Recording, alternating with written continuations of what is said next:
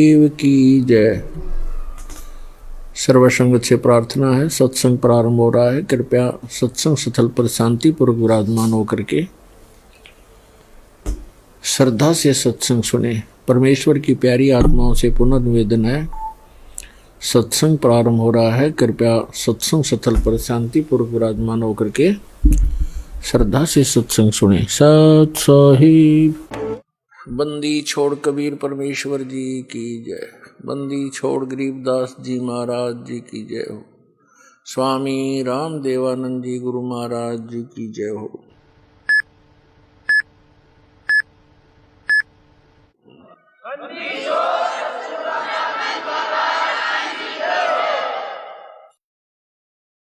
तो जल बूढ़त पकड़ो हाथा, अपने गुरु जी के प्रति ऐसी विनम्रता हो। बंदी छोड़ हे गुरु, क्योंकि गुरु होगा वो बंदी छोड़ ही होगा। बाकी नकली गुरु है, वह गुरु भी नकली गुरु है और वो बंदी छोड़ हो ही नहीं सकते।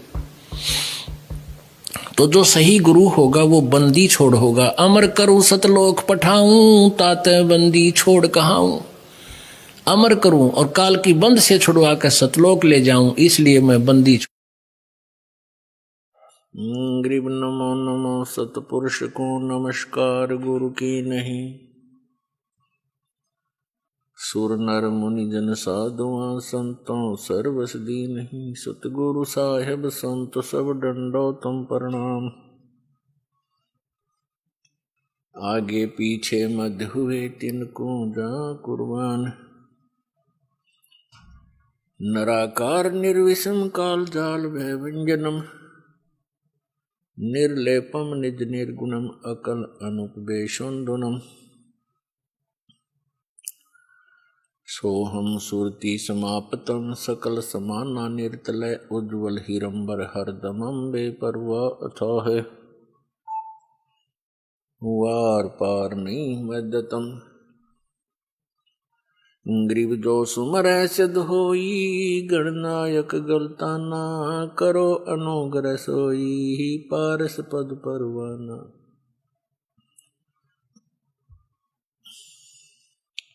आदि गणेश मनाऊं, गणनायक देवन देवा।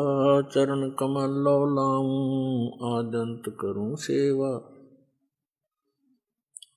परम शक्ति संगीतम, रिद्धि सिद्धि दाता सोई। अवगत गुण अतीतम, सतपुरुष निर्मोही।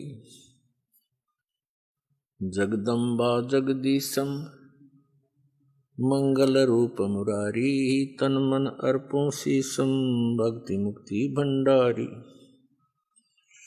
सुर नर मुनि जन जावे, ब्रह्मा विष्णु महेशा। शेष सहस मुख गावे, पूज्य आदि गणेशा। इंद्र कुबेर सरीखा, वरुण धर्म राय ध्यावे। समर्थ जीवन जी का, मन इच्छा फल पावे। 33 कोटि आधारा, ध्यावे शेष 88। उतरे बहु जल पारा, कट है यम की फांसी। 33 कोटि आधारा, ध्यावे शेष 88। उतरे बहु जल पारा, कट है यम की फांसी। कर जोरूं विनती करूं, धरूं चरण पर शीश। गुरु जी राम देवानंद जी महाराज ने, दियो नाम बख्शीश। कोटि कोटि सिजदा करूं, कोटि कोटि प्रणाम। चरण कमल में राखियो, मैं बांधी जाम गुलाम। कुत्ता हूँ गुरुदेव का, रामपाल दास का नाम। गले प्रेम की जेवड़ी, झांखे चोभा जाऊं मैं। तो करो तो बावड़ू, दूर दूर करो तो जाऊं, जो राखो तो ही रहूं, जो देवो सोखूं। परम पिता परमात्मा पूर्ण ब्रह्म सर्व सृष्टि रचनहार सबके मालिक कबीर परमेश्वर जी की असीम रजा से, असीम कृपा से आप चंद पुण्यात्माएं परमात्मा की महिमा सुनने के लिए उपस्थित हुए।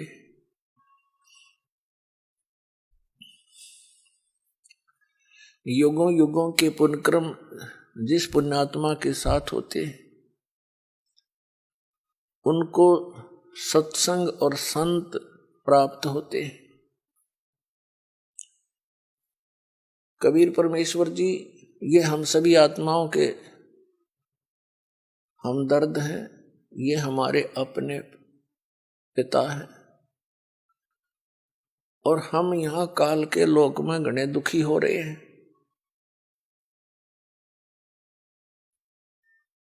वो हमें दुखी देखकर स्वयं भी बहुत परेशान रहते हैं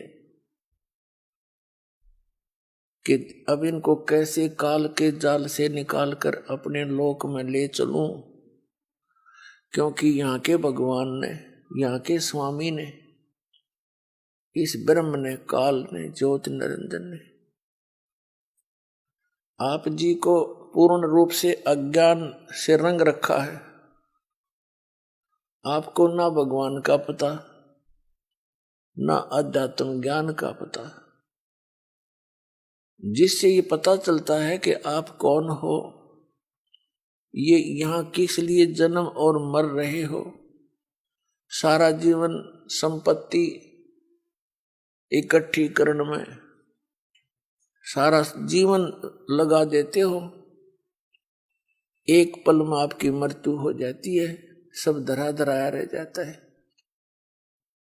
ये के तो कोया बता, ये कोई जीवन है? हम इस सोच से जीते हैं कि हमारे बच्चे सुख से जी लेंगे, हम मकान बना चले, और बच्चों का क्या पता वो कितने दिन रहेंगे उस मकान में। तो इतनी बुद्धि हमारी काम ना करती, और यदि हम सोच भी लें तो फिर कोई विकल्प नहीं नजर आवा था कि इसका विकल्प क्या है।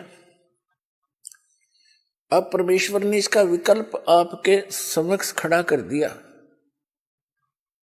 अब जितनी मेहनत और परिश्रम आप इस काल के जोड़ तोड़ में लगाया करते थे, उससे 20% भी इसमें लगा दोगे भगवान वाले में, तो भी आपका सदा का छुटकारा हो जाएगा जन्म और मरण से। आप सदा सुखी हो जाओगे, आपको यहां भी सुख मिलेगा। तो इसके ज्ञान होने से ही हम इस संसारिक कर्मों से उल्टे हटेंगे और भगवान की तरफ ज्यादा बढ़ेंगे।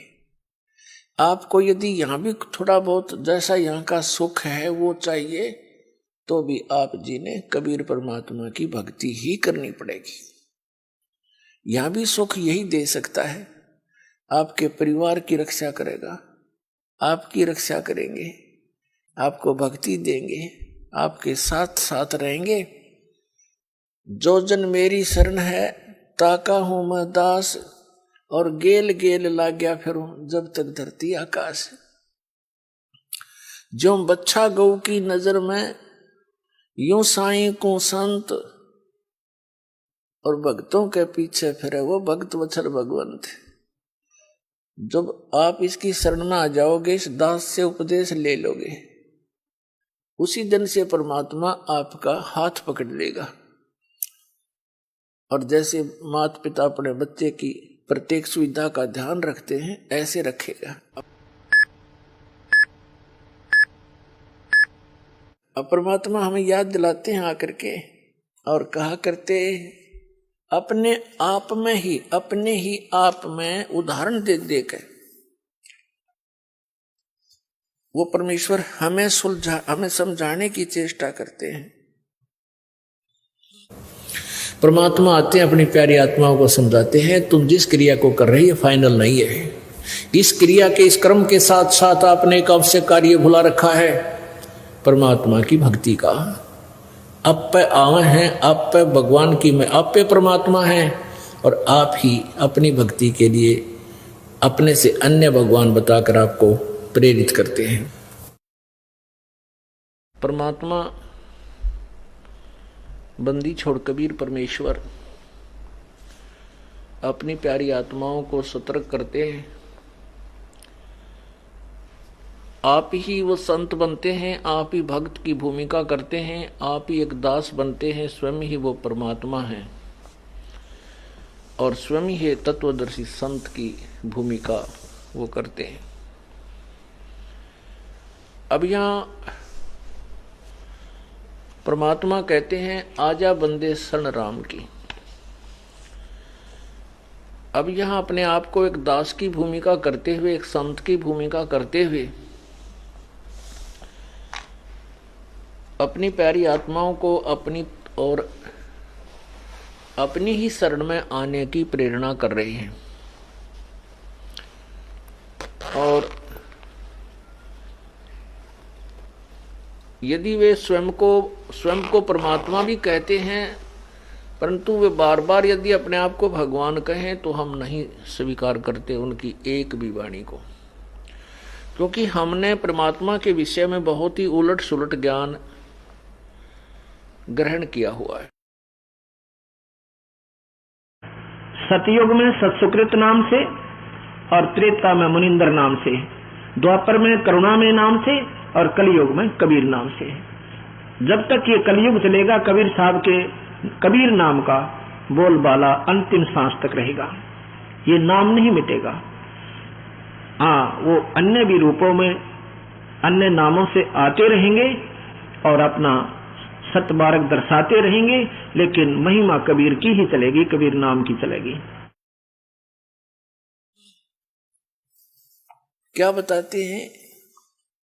मानत ना मन मोरा साधो, मानत ना मन मोरा रे, बार बार मैं ये समझाऊं जग में जीवन थोड़ा रे, बार बार मैं ये समझाऊं जग में जीवन थोड़ा रे। मानत ना मन मोरा साधो, मानत ना मन मोरा रे, बार बार मैं ये समझाऊं जग में जीवन थोड़ा रे, बार बार मैं ये समझाऊं जग में जीवन थोड़ा रे।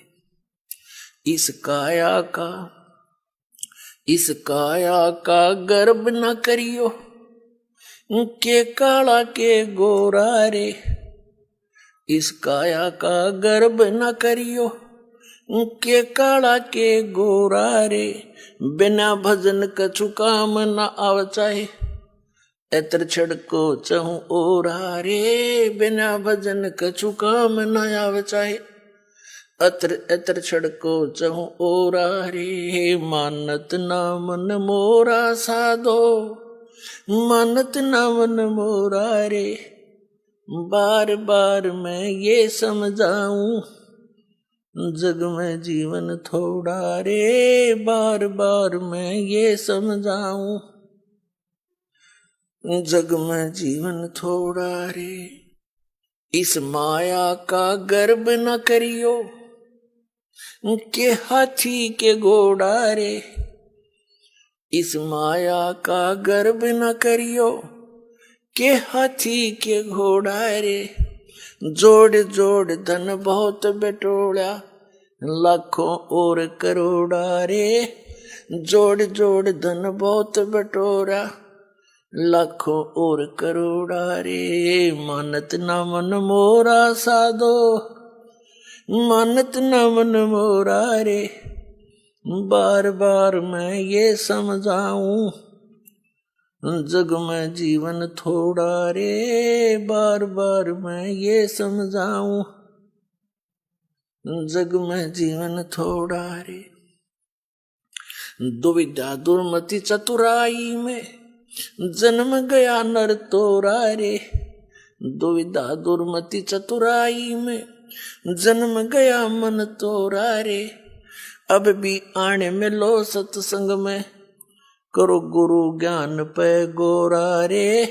अब भी आने में लो सत्संग में करो गुरु ज्ञान पे गोरा रे। मानत ना मन मोरा साधो, मानत न मन मोरा रे। बार बार मैं ये समझाऊं जग में जीवन थोड़ा रे। बार बार मैं ये समझाऊं जग में जीवन थोड़ा रे।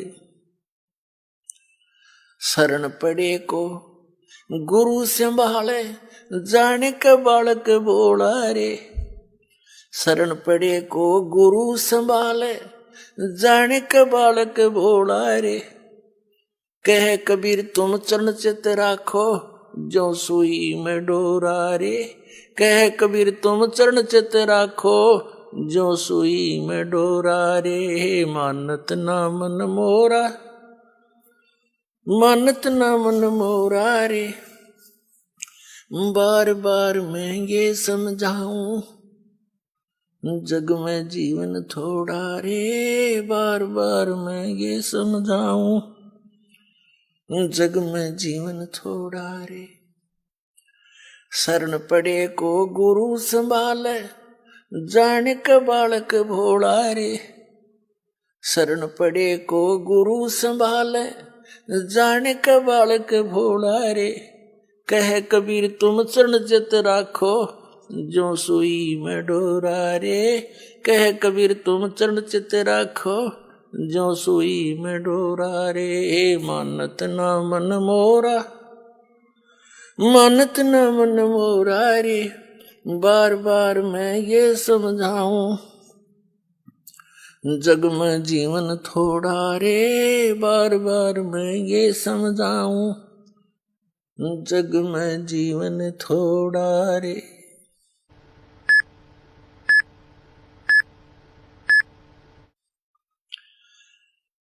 अपने आत्माओं, परमात्मा कबीर जी आपके लिए भटक रहे हैं, क्योंकि आप जी को तो नशा करा दिया इस काल ने, भांग पिया दिया झूठे रंग की, या झूठे सुख की भांग पिला दी, और आप इसमें इतने मदहोश हो गए, राम भूल गए, अपना गांव भूल गए, कहां से तुम आए थे। पुण्यात्माओं, ये ज्ञान परमात्मा स्वयं आकर ही हमें बताते हैं। और यदि वो परमात्मा स्वयं आकर के अपना ज्ञान प्रचार ना करे तो ये काल हमें कोई रास्ता नहीं देता। और इसी व्यवस्था में ये जीवन है यहाँ पर जीव का। किसी का बेटा मर गया, किसी की बेटी मर गई, कोई डाका मार गया, कोई चोरी कर रहा है, किसी की टांग कट गई, कोई लट्ठम लट्ठा, कोई मुकदमेबाजी। कोई प्राणी चैन से नहीं है। यहाँ एक रंग से लेकर राजा तक भी जीव को सुख नहीं है। फिर क्या जीवन है ये? लेकिन ये आपकी पुनिशमेंट प्लेस है, यो आपकी सजा का स्थान है ये, और इसको आपने यहाँ फाइनल मान लिया। तो जब तक इस जेल से निकलने का कोई साधन नहीं प्राप्त था तब तक तो व्यवस्था थी, अपनी मजबूरी थी। अब इस कैद से निकलने का अब ये तरीका बता दिया भगवान ने। इस परमेश्वर कबीर जी की शरण में आओ, दास के माध्यम से दीक्षा लो, और फिर परमात्मा आपका साथी होगा। कहते हैं कर ले गुरु वकील मुकदमा भारी है, कर लो गुरु वकील मुकदमा भारी है। तो इब गुरु आपका वकील बनेगा इस जेल से आपकी मुक्त कराने के लिए। तो पुण्यात्माओं, सत्संग सुनने से आत्मा में एक प्रबल शक्ति आती है, एक जागृति आती है। इसको एक विशेष प्रेरणा होती है कि सचमुच ये कर क्या रहे हैं हम। ठीक है, कुछ हमारी मजबूरियां हैं क्योंकि हम विवश हैं। अब इस व्यवस्था के कारण हम सब कुछ जान भी लें और फिर भी कोई दाल नहीं गलती हमारी, क्योंकि जब तक समृद्ध शक्ति साथ नहीं होगी हम इस दलदल से निकल नहीं सकते। चाहे कोई दलदल में धंस गया, उसको मालूम पड़ गया, चाहे पहले नशे में गिर गया, नशा उतरने के बाद उसको पता भी चल गया कि मैं तो इतना दलदल में हूं और जितना हाथ पैर मारता हूं नीचे को जा रहा हूं, तो उस ज्ञान से कोई लाभ नहीं हुआ। उसको निकालने वाला बाहर चाहिए, दलदल से बाहर, और उसके बांध कर रस्सा घसीट के बाहर डाले। तो आप और हमारे साथ भगवान ऐसे करेंगे, पहले आपका नशा उतारेंगे कि तुम कहां बैठे हो, क्या कर रहे हो सारा जीवन, और उद्देश्य क्या था इस मनुष्य जीवन का, और फिर ये सतनाम का रस्सा आपका बांध देंगे काखा के नीचे, और फिर घसीटेंगे आपको, इसे बाहर निकालेंगे धीरे धीरे। ऐसे निकालना पड़ेगा कहीं आपको दुख भी ना हो, और सतलोक जाकर बैठा देंगे आपको। तो वहां जाने के बाद पता चलेगा सचमुच हम सतलोक आ गए। ऐसी दया बख्शेंगे आपके ऊपर यदि आप ऐसे भक्ति करते रहे। और वो धर्मराज के दरबार में, यानी यहाँ के न्यायाधीश के दरबार में जाकर आपकी वहां पर वकालत करेगा। उस धर्मराज को वो सारे विधान दिखावेगा कि ये है आपका विधान। श्रीमद् भगवत गीता अध्याय नंबर 18 के श्लोक नंबर 66 में कहा कि सर्वधर्मान प्रीतज माम एकम शरणम वर्ज अहम तवा सर्व पापेभ्यो मोक्षामि मा शुच।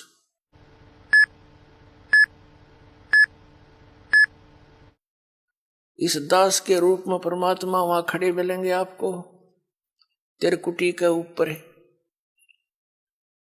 और वहां से फिर आपको साथ लेकर जाएंगे उस धर्मराज के दरबार में, न्यायाधीश के, चीफ जस्टिस के दरबार में। परमात्मा वर्तमान में इस दास के रूप में विराजमान है।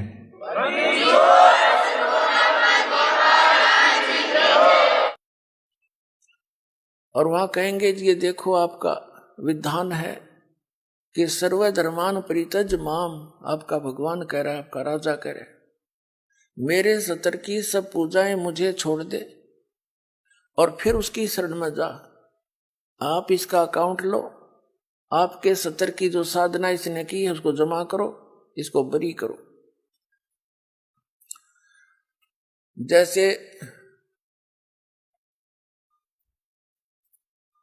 परमात्मा के पाने का, यानी इस जेल से छूटने का ये एक साधन है, एक तरीका है, एक प्रोसीजर है। ये प्रथम मंत्र आपको प्राप्त हो तब आपको यहां तक बरी कराएगा परमात्मा, आपके साथ चलेगा वैसे तो यहीं से, लेकिन जब आप मूल कमल में पहुंचोगे आपका जाप होगा। ये प्रथम मंत्र में जो आप जाप करते हो मूल कमल का किलियम, तो वो परमात्मा आपसे पहले यहां तक तो आपको क्लियर कराए पाओगा, आपका डेबिट क्रेडिट साफ करके, और आपके वहां अकाउंट यहां तक तो ऑटोमेटिकली आप साफ मिलोगे। फिर त्रिकुटी में जाकर बात बिगड़ती है। वहां एक बहुत बड़ा मेला भरता है, वहां पर बहुत भयंकर स्थान है वो अनजान व्यक्ति के लिए। कहीं पर जैसे मेलों में आपने देखा हो, कहीं तक कोई नाच रहा है, कोई गा रहा है, कोई रीछ नचा रहा है, कोई बाजीगर तमाशा दिखा रहा है, कोई रागनी गा रहा है, किता कुछ ढोल पीट रहे हैं, और किता कोई साधु संत कोई कथा सुना रहा है। तो त्रिकुटी पर जाकर के बहुत बड़ा विशाल स्थान है वो, वहां पर ये काल नीचे के जो संत हैं नकली उसने भेज रखे हैं, इनके रूप धारण करके अलग अलग मंच बनाकर वहां सत्संग कर रहा होगा। और कहीं नाच रहे हैं, कहीं गा रहे हैं, कहीं पंक्तियां लगी हैं धर्मराज के दरबार में जाने के लिए। तो वहां यदि परमात्मा आपके साथ नहीं होंगे तो आप विचलित हो जाओगे, और उस समय परमात्मा आपकी बाजू हाथ पकड़ेगा, जैसे बालक का उंगली पकड़ लिया करे माता पिता, कहीं मेले में रड़ ना जाइयो, गुम ना हो जाए, यहां पर ऐसे साथ ले जाएगा। अब बच्चा भीड़ के अंदर कहीं भी कोई आकर्षक वस्तु देखता है, पिता का हाथ छुड़ा कर उसकी तरफ भाग जाता है, पिता को ध्यान नहीं रहे तो मेले में गुम हो जाता है। तो वहां ऐसी स्थिति है। तो क्या बताया है कि जब प्रथम मंत्र आपको दिया जाएगा तो ये यहां तक की कैद आपकी मुक्त हो जाएगी, कंठ कमल तक, इनसे यहां तक बरी हो जाओगे आप इन 5 मंत्रों से। इसके साथ साथ जो 2 नामों की जो धन है आपका, वो आपको अलग से मिलेगा, आपके सतलोक जाने वाली कमाई में वो सहयोगी होगा, क्योंकि वो उस परम पिता का जाप है। इसलिए उस सारनाम की जो आपको मिलता है लेट, उसकी कुछ पूर्ति ये 2 मंत्र करते रहते हैं साथ के साथ, क्योंकि डॉक्टर को पता होता है कौन सी औषधि इस रोग में रोग काटने की है, कौन सी इसके बॉडी को सपोर्ट देने की है। तो कंप्लीट कोर्स डॉक्टर ही जानता है, जो वेल नोन होता है। तो ये दास इस रोग का डॉक्टर है, इस पृथ्वी पर नहीं है कोई व्यक्ति और जो इस दास को ज्ञान है।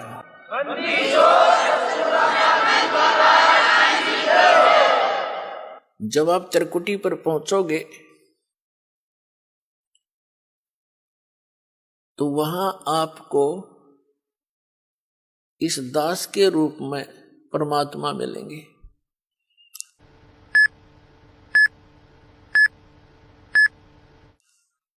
तो उस जैसे हमने सबसे पहले पति भर्ता पद पर आना पड़ेगा, वैसे तो इस ज्ञान के आधार से दास ऐसा आपको दृढ़ कर देगा, दूसरे संतों की आपने बात भी नहीं सुहावेगी, क्योंकि उनके पास अध्यात्म ज्ञान नहीं है, अटपट है।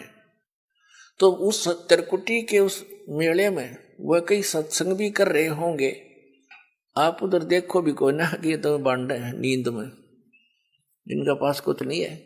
ऐसी भावना जैसी आपकी यहाँ भावना है, जैसे विचार है, तो वहां ऐसा ही होगा जैसे स्वप्न में जैसे विचार हैं, जैसे आपकी क्रियाएं हैं, तो स्वप्न में भी वही कई बार क्रियावान हो जाती है, ऐसा वहां रहेगा। वही व्यक्ति विचलित होगा जो गुरुदेव से प्यार नहीं करता, जो गुरुदेव पर पूर्ण आश्रित नहीं है।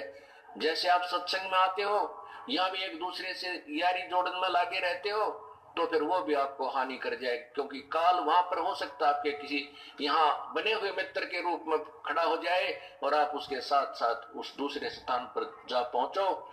इसलिए हम परमात्मा कहते हैं, गुरु को तजय बजय जो आना, तापसवा को फोकट ज्ञाना। तो जैसे आप जी ने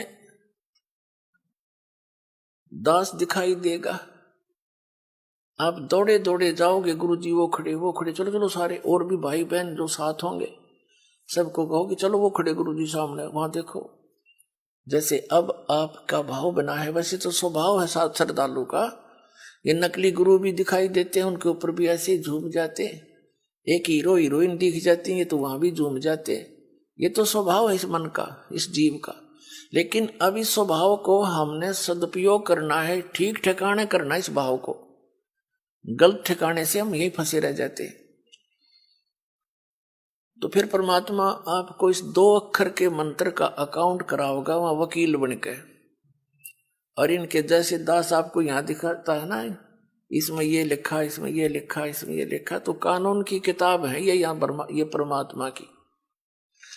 तो ये दास के रूप में भगवान उस न्यायाधीश को दिखाएगा, देखो आपका विधान है, सर्वधर्मान परित्यज माम एकम शरणम व्रज, और आपका मंत्र है आपके यहाँ के भगवान का, 8वें अध्याय के 13वें श्लोक में गीता जी में ओम इति एकाक्षरम ब्रह्म व्यवहार नमाम अनुसमरण यह प्रियाति तन देव सयाति परमाम गति। ओम से मिलने वाली जो साधना है आपके ब्रह्म की, ये ओम मंत्र है। ये इसने जाप किया है, इसकी मजदूरी है, ये अपना इसका नोट करो। फिर ये 500 यज्ञ जो आप यहां करते हैं, इन 500 यज्ञ का अकाउंट भी इसी को देना होगा। वो सारे के सारे तैयार करके कागज तैयार रखेगा भगवान, उसके दरबार में जमा करा देगा। फिर कहेगा कि ये ओम नाम का जाप आपकी कमाई है, रुको, बाकी इसका अकाउंट क्लियर करो। 2 मिनट में साफ मिलेगा आपका।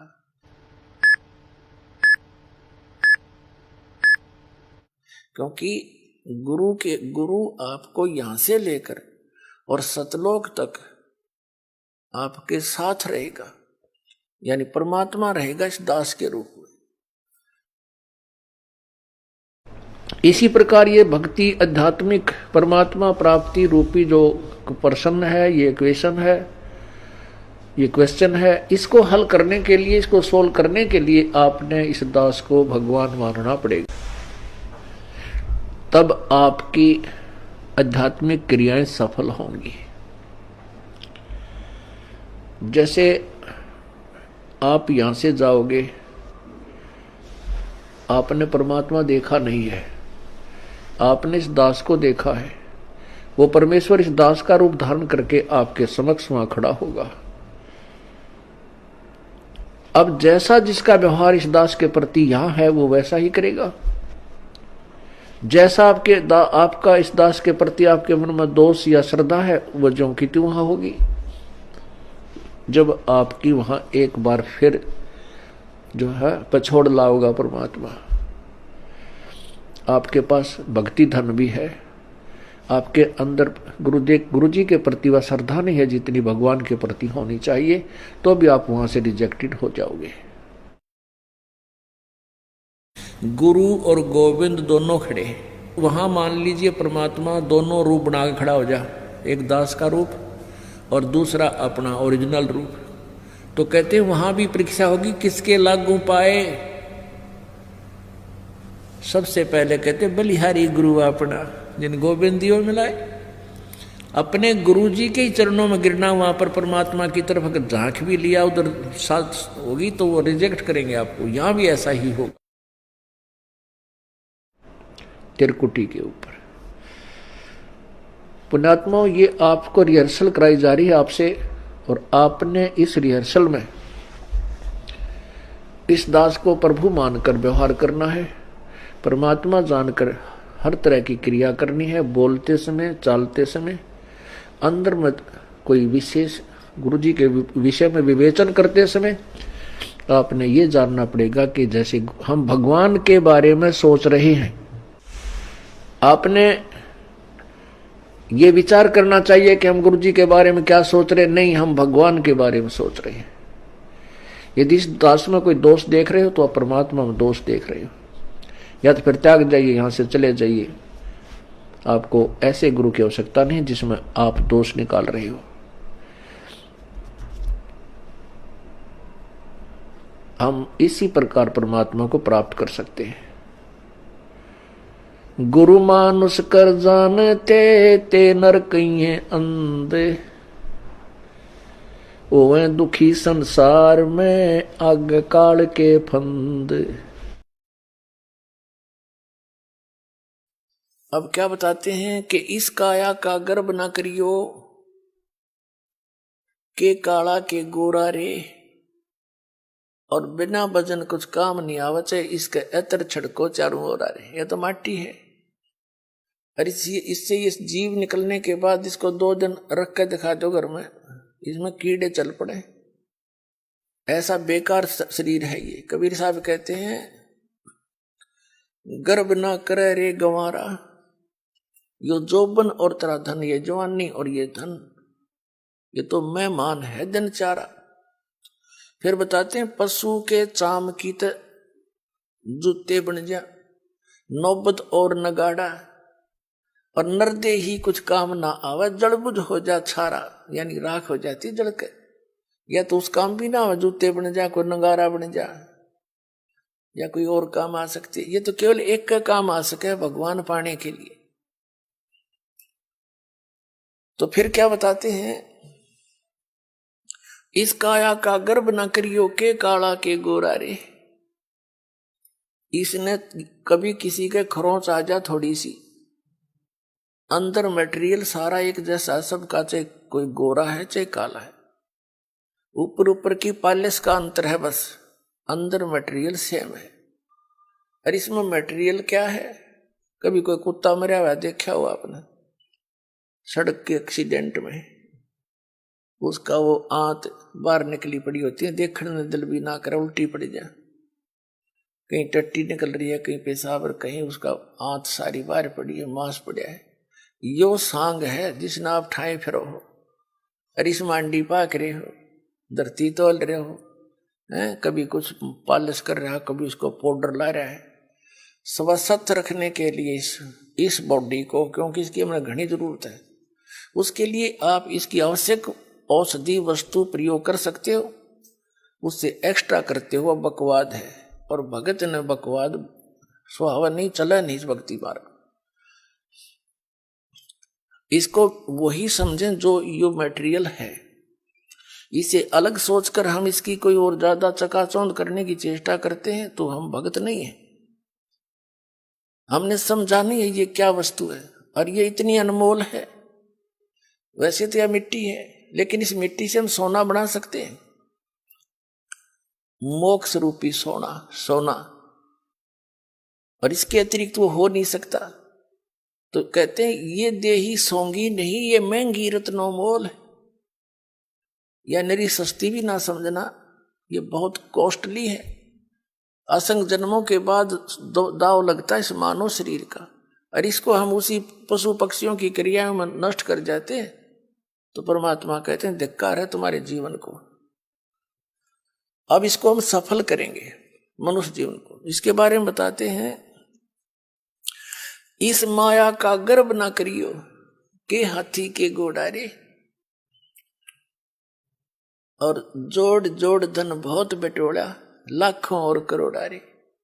कबीर साहब कहते हैं कि सर्व सोने की लंका थी वह रावण से रणधीरम, एक पलक में राज विराजी फिर जम के पड़े जजीरम।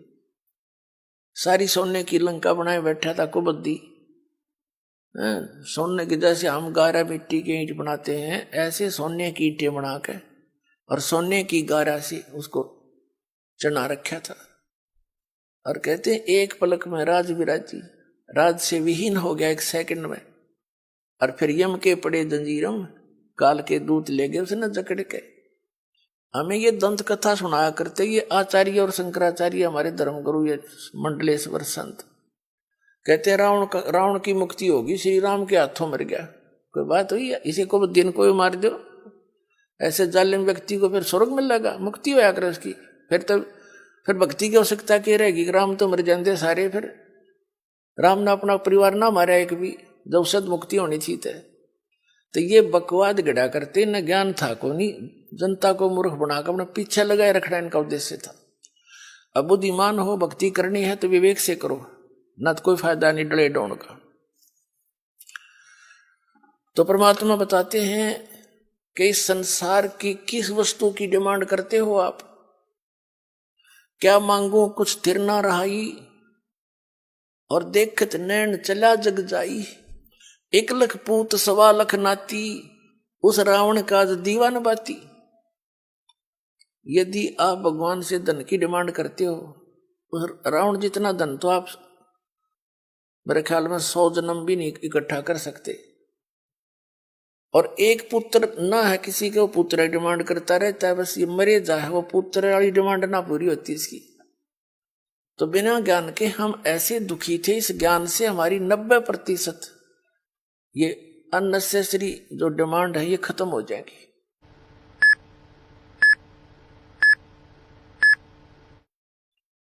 और फिर भी आपको किसी चीज की आवश्यकता है तो भगवान दूर नहीं है, वो वस्तु देगा जो आपके भक्ति में बाधक ना हो। जैसे डॉक्टर है, डॉक्टर रोगी को वही चीज अलाउड करेगा खाने के लिए जो उसके रोग में सहयोगी हो, बाधक ना हो। तो डॉक्टर नहीं, उसने नो क्या कुछ खा ले, बता कोई बात है। ब्लड प्रेशर का मरीज और उसने घी खवावे और वो घी खाना चाहता है और डॉक्टर क्या खा ले, तो डॉक्टर नहीं है, वो तो दुश्मन है उसका। तो हम आपको वो वस्तु कति अलाउड नहीं कराएंगे जो आपका जीवन नाश कर दे, यानी भक्ति नाश कर दे। आप भक्ति करियो चाहे ना करियो, ये कोई बालकों का काम नहीं है। ये मैं कोई डूम बाट नहीं, कोई मांगनियां खड़ियां नहीं, एक मैंने रोजी रोटी ना मिल रही थी।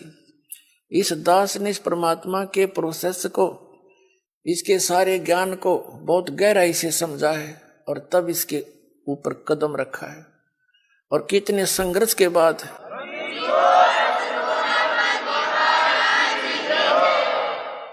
ये दास जूनियर इंजीनियर सिविल हरियाणा में नौकरी करता था, इरिगेशन डिपार्टमेंट। जब से ये ज्ञान हुआ, एक नारी तड़प बनी और ये सोचा करता था कि भगवान ये सभी मेरे जैसे दुखी हैं, सभी परमात्मा के लिए भटक रहे हैं। कोई सालासर जाता है, कोई वैष्णो देवी, कोई अमरनाथ के इतनी भयंकर पहाड़ियों पर चढ़ जाता है, वहां मर भी जाते हैं बर्फीले तूफानों से, फिर भी जाते हैं, अगले दूसरे हिचकते नहीं। और ये ज्ञान यदि आपके बच्चों तक पहुंच जाए, भक्ति ते न करनी है तो यह अच्छी भक्ति करेंगे तो काम आओगे, तो डरे ढोरे। और कुछ फिर ये हुआ था कि असंग जन्म हो गया, हमने ये नौकरी करते हैं कि तो बालक पैदा करके न पालते पोसते, राजा भी बन दिए, परमात्मा का विधान बताता है, फिर गधे भी बन गए। तो ये सोचा था दास ने कि भगवान दया करे, उसका प्रचार करूं। जब तक आदेश नहीं था नाम का, तो भक्तों से मिलता था, अपने मित्रों से, रिश्तेदारों से, घर वालों से, सबको कहता कवाता, और जो समझ जाता नाम दिलवाता था अपने पूज्य गुरुदेव जी से। फिर और मन में ये सोचा करता कि इस नौकरी ने छोड़ छाड़ के अपनी तो भक्ति करूं, इसमें तो सारा दिन सिर दर्द रहता है। लेकिन वो भी हमारी अपनी बालक वाली सोच थी। लेकिन परमात्मा का ज्ञान तो ये कहता है कि डेरे डंडे खुश रहो, खुश रे लेना मोक्ष, ध्रुव प्रहलाद भी पार हो गए, फिर गृहस्थी में के दोष। तो फिर दिल सा डटे था।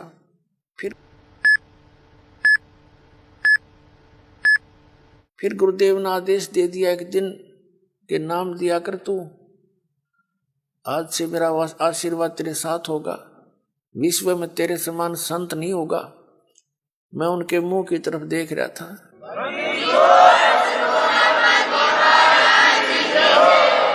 क्योंकि अपनी औकात से जीव खूब परिचित होता है, मानने चाहे ना मानने।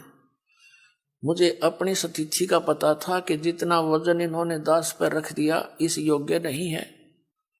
फिर भी मेर है उनकी, गुरु मेर करें तो कागज हंस बना दे। तो उन्होंने कहा तेरे साथ रहूंगा, चिंता मत करना। और आज से सभी जितने उनके शिष्य थे सबसे कह दिया था कि आज के बाद मैं तुम्हारा गुरु नहीं हूं, आज से दोबारा इससे उपदेश ले लो और इसको गुरु बनाओ, इससे तुम्हारा मोक्ष होगा। अब यह बात भी नहीं हमारे गले उतरे थी कि उन तो मौज है उनकी।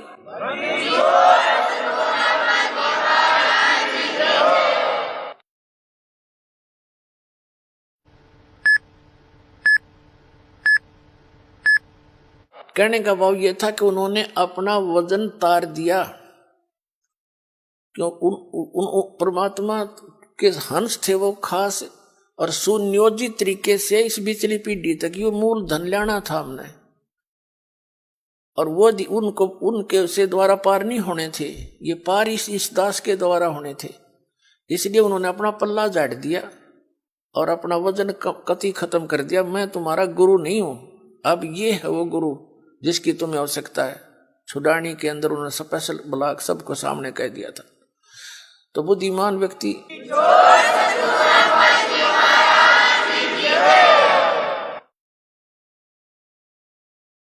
तो पहले तो यूं था भी चलो परमात्मा का भी दान है, भक्ति भी करेंगे, अपने बच्चा में भी रहेंगे। फिर मन में उमंग उठी कि भगवान ही बाप के गुण गाऊंगा, आदेश दे दिया नौकरी भी छोड़ दूंगा। क्यों? एक का काम होगा, नौकरी भगवान की सच्ची सरकार की कर ले चाहे नकली की कर ले, एक का बनेगी, इतना वजन हो पीछे। तो फिर ये पाठ सत्संग की अधिकता होगी। सन 1995 में दास ने सर्विस त्याग दी।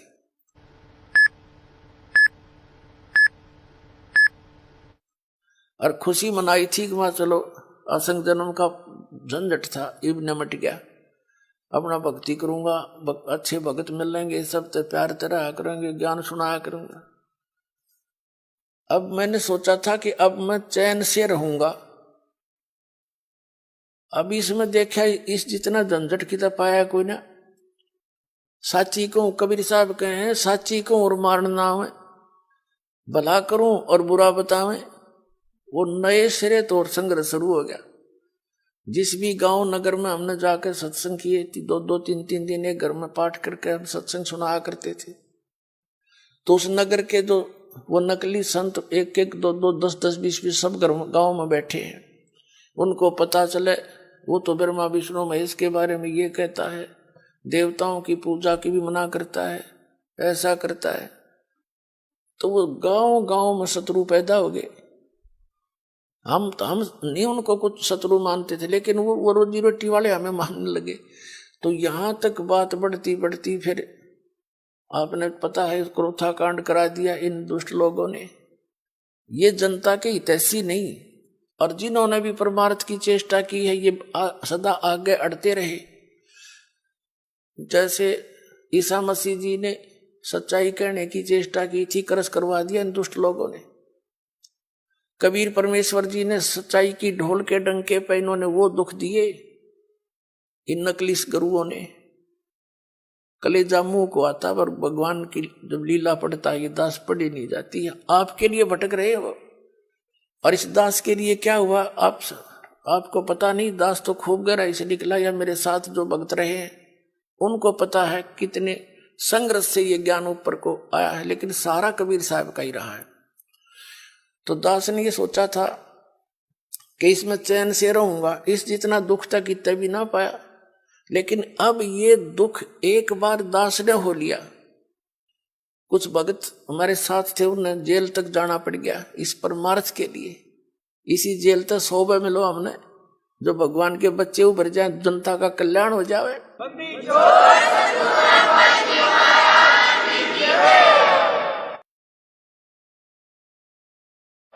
तो उस दिन से लेकर आज तक वो संघर्ष जारी है। लेकिन अब परमात्मा की दया होगी कि परमात्मा के बच्चे इन प्रमाणों को देखकर अब इनका यो ज्ञान समझ में आ गया, इन्हें सो आ गया। पहले तो सो हुआ नहीं था, टीवी ऑन करें थे और यूं पता ये सुनने को मिल जाए ब्रह्मा विष्णु महेश नासवान है, टीवी बंद कर दे थे। 36 गाल दास ने दे थे। यो बकवाद करता है, ब्रह्मा विष्णु जी को भी नासवान बताता है, इनके माता पिता बताता है। मैं तो पढ़ के सुनाता हूं, बताता नहीं। इनका इतिहास लिखा हुआ है, और वो तुम्हें पढ़ने को, आप जी को मिला नहीं पढ़ने को, आप समझ नहीं सके। दास तो समझ आ रहा है कि ये लिखा है इनके इतिहास में, तो अब मान गए ये। तो कहने का भाव ये है पुण्यात्मा, जो प्रसंग चलता था वही आते हैं कि जैसे क्या मांगू कुछ थिर ना रहाई, और देखत नैन चला जग जाई, 1 लाख पूत 1.25 लाख नाती, और उस रावण के आज दीवान बैठी। के मांगे यहाँ की घटिया वस्तु, ठीक है भगवान दे रहा है, ठीक है, और डिमांड करो ना देते, ये मत सोचो कि भी भगवान ने ऐसा क्यों नहीं दिया। ये सब कुछ दे सकता आपको, ये जो चाहे सो कर सकता कबीर परमात्मा। इसकी डिक्शनरी में इम्पॉसिबल वर्ड नहीं है, ये वो समर्थ परमात्मा है। लेकिन बात यही ध्यान में रखना कि डॉक्टर उसी को वही वस्तु अलाउड करेगा जो उसके रोग में बढ़ावा नहीं, रोग ने सहयोगी हो। तो ये भी आप ध्यान रखना, ऐसी वस्तु आपको यहां से मिलेगी नहीं जो आपकी भक्ति का नाश करे, और बाकी आपका काम कोई 8 लाग गएगी नहीं। ये सत्कर मान लियो, बेसिक लिख लेना कि तक कोने में डायरी के।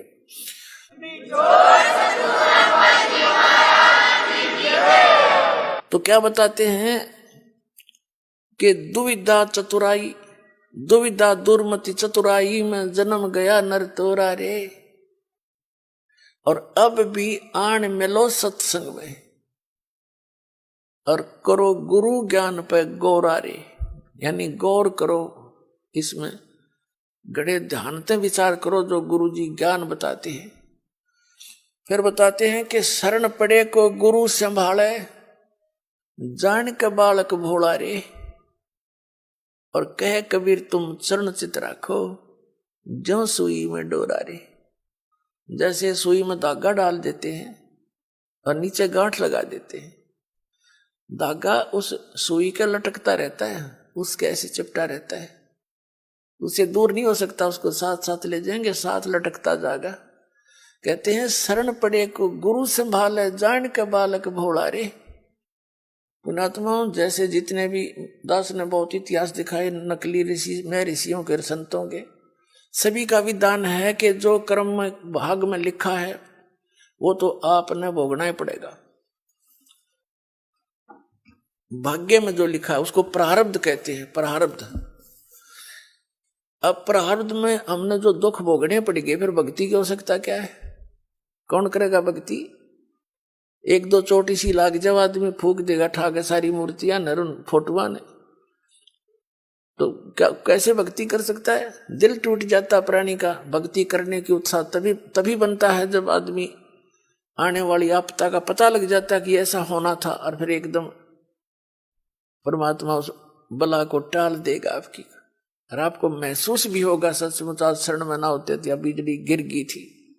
तो फिर दूनी रुचि बनेगी भक्ति में।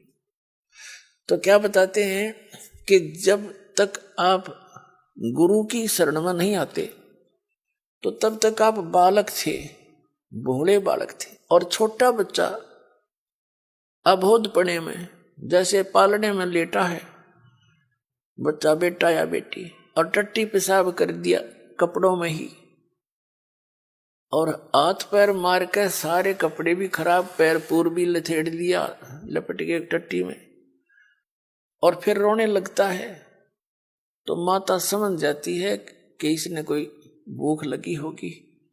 वो जाती है उसको संभालने के लिए, तो क्या देखती है? सारे कपड़े भी खराब कर रखे, टट्टी भी कर रखी, पेशाब भी कर रखे। तो उसने बालक बुरा नहीं लगता, उसको पता है, इसने पता को नहीं, ज्ञान है माने कि इसको पता नहीं, बालक से उसको ऊपर कोई दोष नहीं, कोई क्रोध नहीं करती।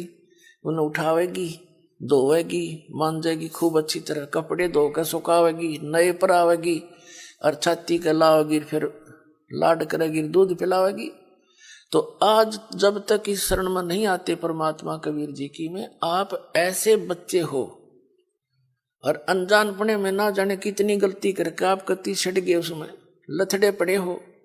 लेकिन कहते हैं शरण पड़े को गुरु संभाले, और जान का बालक भोला रे, कहे कबीर तुम चरण चित राखो, ज्यों सुई में डोरा रे।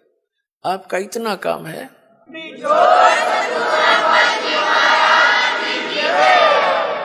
आपके जो प्रारब्ध में जो पहले के जितने भी पाप थे वो आपके साथ लपेट के भेज रखे काल ने, और जिसे पुण्य थे वो भी अंदर डाल दिए, तो आपके दोनों मिलाकर मिश्रण कर रखे है।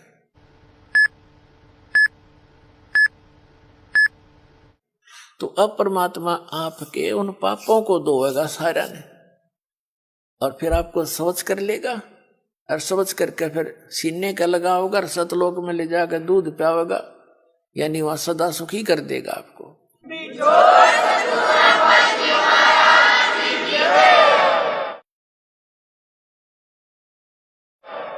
शरण पड़े को गुरु संभाल, जान का बालक भोरा रे, कहे कबीर तुम चरण चित राखो। फिर आपका कर्तव्य बताया है कबीर साहब ने, आप भी अपने गुरु जी से ऐसा अभेद संबंध कर लो, मन में दोष नहीं आवे।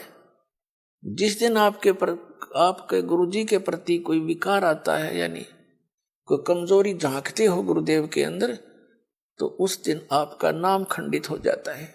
और काल यही चाहता है कि ये एक बार संत से इसका कनेक्शन कट जा, फिर यो कितना धक्के खाए जाइयो, कहीं तेरा लंबा चौड़ा का क्षेत्र है इसका, तो फिर इसको यही उलझा कर मार देता है।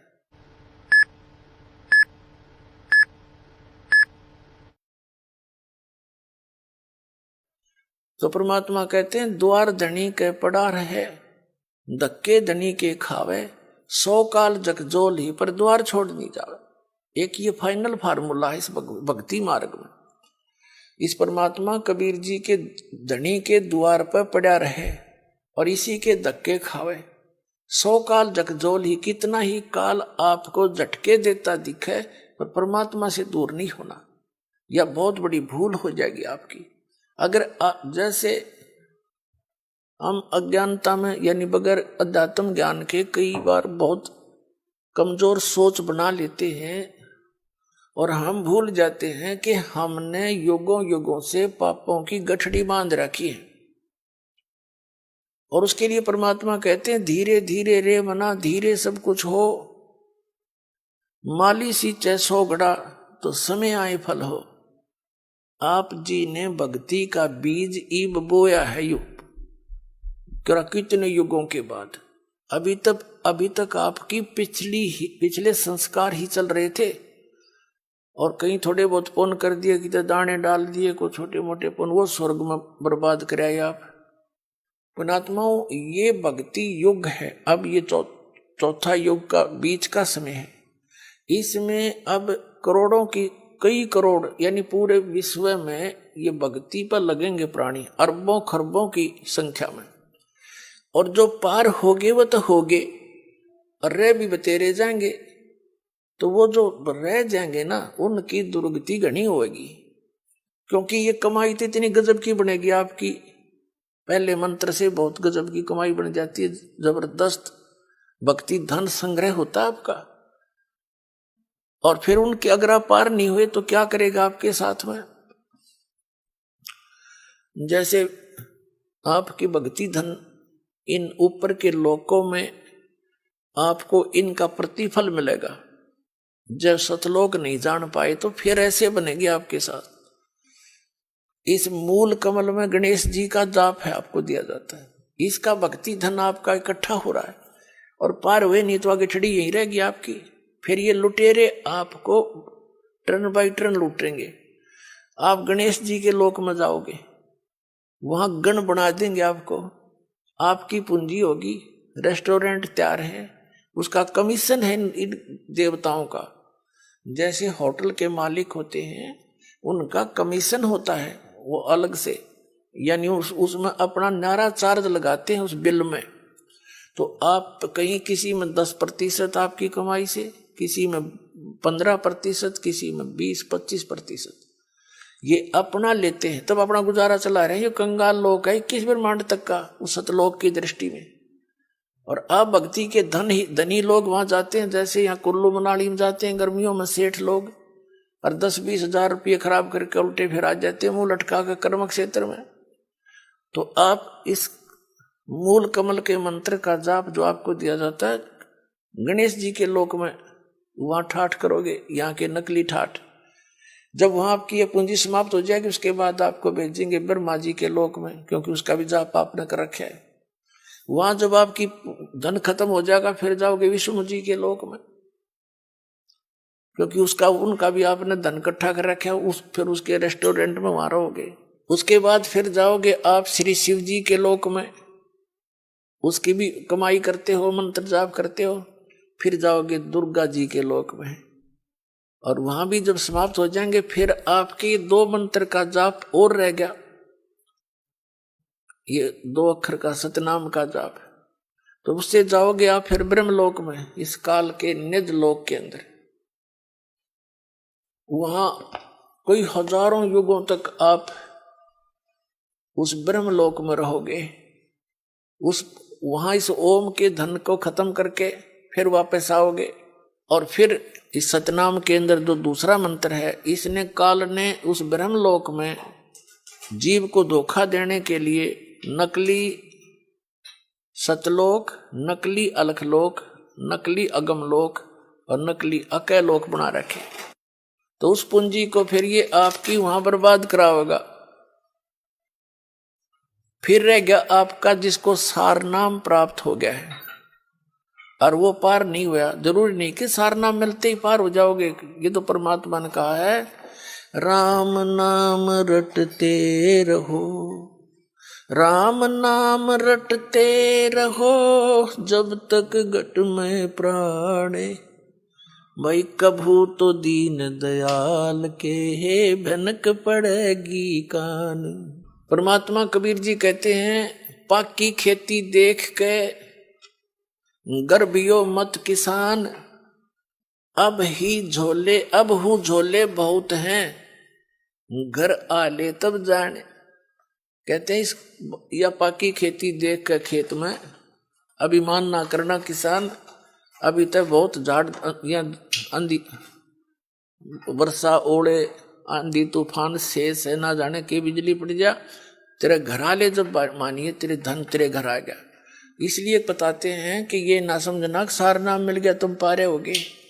सार नाम की कमाई और मर्यादा में अंतिम श्वास तक करते हुए और एक विशेष कसक बनाओ सतलोक में जान की, तब वहां जाओगे जहां आशा तांबासा हुई, मन कर्म वचन सुमरियो सोई। अब जो सार नाम जिसको प्राप्त हो गया, वो सार नाम प्राप्त प्राणी को एक विशेष बेनिफिट मिलेगा।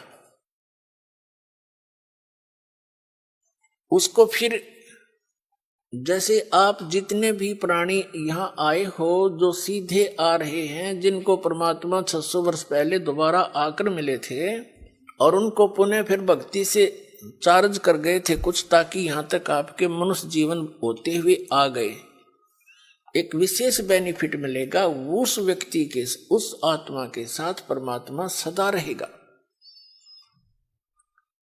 लेकिन पार तो होगा इसी समय में। जैसे अब आप ये है वो स्वर्ण युग, ये स्वर्ण युग है इस मोक्ष का, तो पार तो होगा इस समय वो, लेकिन परमात्मा उसके साथ रहेगा। और फिर भी उसका दुर्भाग्य ही है, क्योंकि मोक्ष हुआ नहीं था, फिर नौके नंडले फिर ढोने लग गया। लेकिन दाता साथ रहेगा। जैसे हम पहले देखा करते थे, कई ऐसी दुर्घटनाएं हमारे साथ हुई और सेकंड के भी कुछ हिस्से में बचाव बन गया है, और वहां फिर हम सोचते रह जाते थे भगवान बड़ी जान बची। और ये हम जिन भगवानों की भक्ति करते थे इनको क्रेडिट देते थे, इनका वहां कोई रोल नहीं रहता, वो तो समर्थ एक ही है। जो बच्चा गौ की नजर में न्यू साईं को संत, और भक्तों के पीछे फिर वो भगत वत्सल भगवंत। तो कहने का भाव ये है कि जो अब पार होगे तो धन्य भाग है उनके, और जो रह गए इस भक्ति युग में, ये हजारों वर्ष चलेगा ये भक्ति मार्ग। ज्ञान एक रह जाएगा, समाधान भक्ति एक ही रह जाएगी। पूरे विश्व में एक रस हो जाएंगे तो भक्ति बहुत आसानी से बनेगी सबकी। फिर अब तो एक भक्त ने ये ज्ञान जाना है, समझा है, घर में विरोध शुरू हो जाता है। घर वाले आंख दिखाने लग जाए, नो के तू के पैदा हो गया, तने हमारी सारी मर्यादा तोड़ दी, तो कुछ भी पूजा नहीं करता, इन योर साधना कुछ भी नहीं करता। तो इसलिए हमारी अभी भक्ति जो है झटकम पटकम चल रहे हैं, हम बस हंगासा कर रहे हैं। लेकिन ये हम चलते रहेंगे तो वो सेट हो जाएंगे। उनको मानना पड़ेगा, उनके साथ ऐसी घटनाएं घटेंगी और फिर यहां आते ही राहत मिलेगी, तो वो आपके साथी हो जाएंगे। और फिर जब एक रस हो जाएंगे हम, जैसे कोई सिख धर्म में जन्मा है तो सारे ज्ञान से जितना उनको ज्ञान उससे परिचित सब यस नो प्रॉब्लम।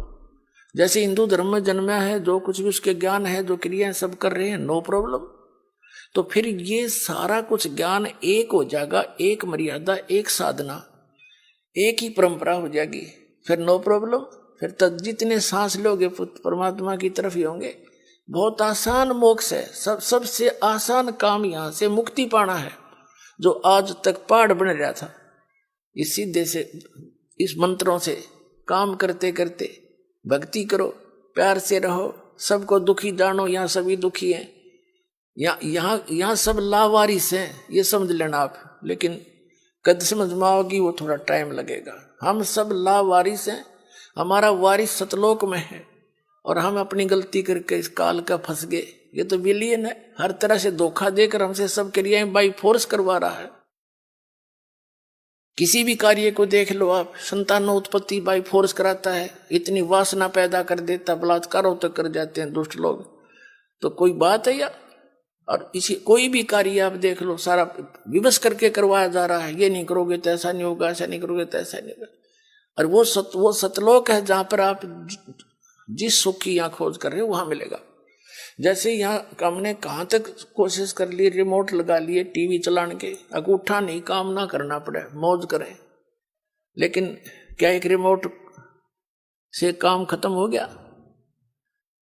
तो ये हमारी चेष्टा है कि हम काम थोड़ा करें, सुख गणा हो, धन गणा मिले, सुविधा सारी हो, और काम करना नहीं हो। हम बच्चों को इसलिए पढ़ाते हैं अच्छे अफसर बन जावे हैं, काम थोड़ा और धन गणा, और आराम से रहेंगे। आराम रूम तो उसने है नहीं, मुझे पता है कितना आराम है नौकरी वाले ने, सारा दिन टेंशन में रहता है वो, जितना बड़ा अधिकारी बनता चला जाता। पर हम तो गधे हो गए, इन दुखों ने सहन करने के आदि बन गए, सहन मस्ती मान रहे हैं। झूठे सुख को सुख है ये मान रहा मन मोद, ये सकल से बिना काल का कुछ मुख में कुछ गोद। तो कहने का भाव ये है कि जो सतलोक में सुख है, हम उसकी तलाश यहां कर रहे हैं। ये सुख साख तो किसी को है नहीं। तो प्रसंग चल रहा था, हम वहीं आते हैं कि परमात्मा हमारे लिए भटक रहे हैं। अच्छा, फिर हम क्या होगा? जैसे अब क्या बताते हैं कि इस ज्ञान के आधार से यहां कोई रह भी जागा, रह तो जाएंगे कुछ लास्ट से में, तो फिर क्या होगा? परमात्मा कहते हैं अभी जैसे इस भक्ति युग के दौरान और कोई नाम टूट गया किसी कारण से, उसने गलती कर दी। देखो, दो प्रकार से विमुख होते हैं। एक तो गुरुद्रोही बन जाता है, उसको तो भगवान संभालता नहीं, उसको तो कई हजार युगों तक मनुष्य जीवन नहीं मिलेगा फिर। और जो वैसे गलती से कर जाता है, गफलत कर जाता है, भक्ति करता करता छोड़ दिया, तो उसने अपना काम बढ़ा लिया। फिर वो जागा, जैसे आपको बताया पहले गणेश जी के लोक में, वहां अपने जीवन पूंजी नाश करेगा भक्ति की। फिर जागा ब्रह्मा जी के लोक में, फिर विष्णु जी के लोक में, फिर शिव जी के लोक। तो यहां परमात्मा ने एक ऑप्शन और बताई है आपको। कहते हैं शिव मंडल ब्रह्मापुरी चाहे विष्णु लोक में हो, हमरे गुण भूले नहीं तो आन छुटाऊं तो। कितना कितना रहम किया आपके ऊपर। कहते हैं यदि तू गलती से और बीच में गफलत कर गया, फिर पहुंच गया विष्णु लोक में, शिव के लोक में, कहते वहां तेरा फिर याद आ जा कि मैं तो गलत आ गया। ये तो पहले बताया करते गुरु जी, या तो मेरी पूंजी नाश होएगी, मेरा तो काम बिगड़ गया सारा। कहते वहां भी जो हृदय तो रोएगा ना तू, तुझे वहां से भी छुटवा लाऊंगा और पुनः मनुष्य जन्म दिवा के तुझे फिर से लाइन में ला दूंगा। इतने दयालु हम दी छो।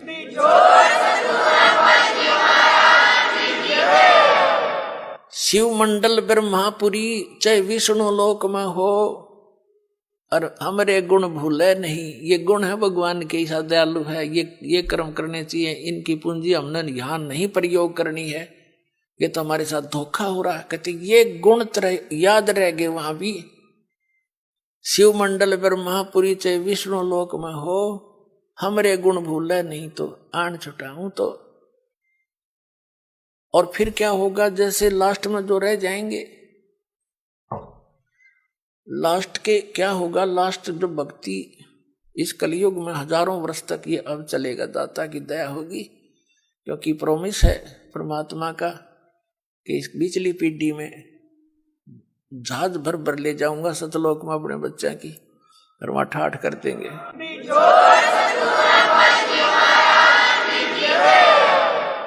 और पिछले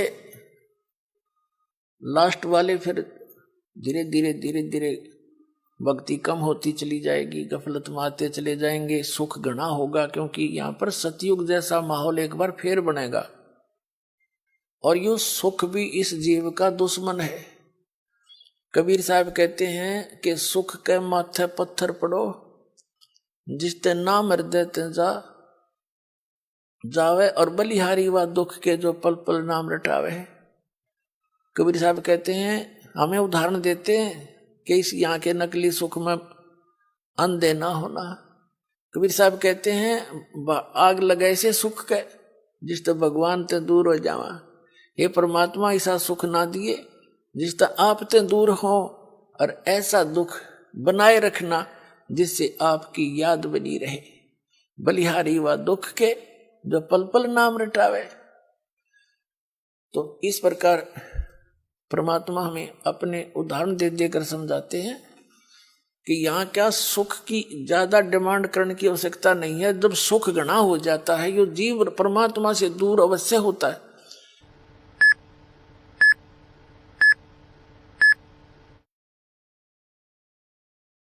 आप देख लो, कितना बड़ा सेठ हो, ठीक है, कभी महीने 6 महीना में तो माथा टेक आया, 10,000 रुपये दे आया, बस इतनी सी रह जाती है इनकी। ऐसे मंत्री हैं, मुख्यमंत्री हैं, प्रधानमंत्री हैं, इन आस्था से है भगवान की, पर भक्ति नहीं कर सकते ये। ठीक है कि माथा टेक आए हैं फॉर्मेलिटी सी, क्योंकि जीव है, भगवान के लिए तो रह ही नहीं सकता। तो वो भगवान अगर इस मार्ग पर उनको लगाना चाहो, आज नेड़े भी ना हो, उन्हें तो बकवाद चाहिए, अच्छी बढ़िया बढ़िया कोठी, लंबी कार, सामने घूटी छूटी, कलबा में बकवाद करनी, तो ये छोड़नी पड़े, तो वो छोड़ नहीं सकेंगे। वो जब छोड़ेंगे जब गधे बन लेंगे फिर को मार छुटवा होगा उनकी सारी।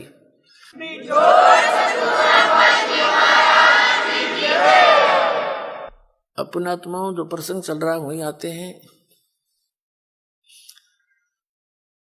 अब क्या बताते हैं, जैसे प्रसंग ये चला है कि आप जी इस परमात्मा के शरण में आए हो, और आप कुछ धर्म पुण्य भी करते हो, क्योंकि हर तरह से ज्ञान दिया जाता है।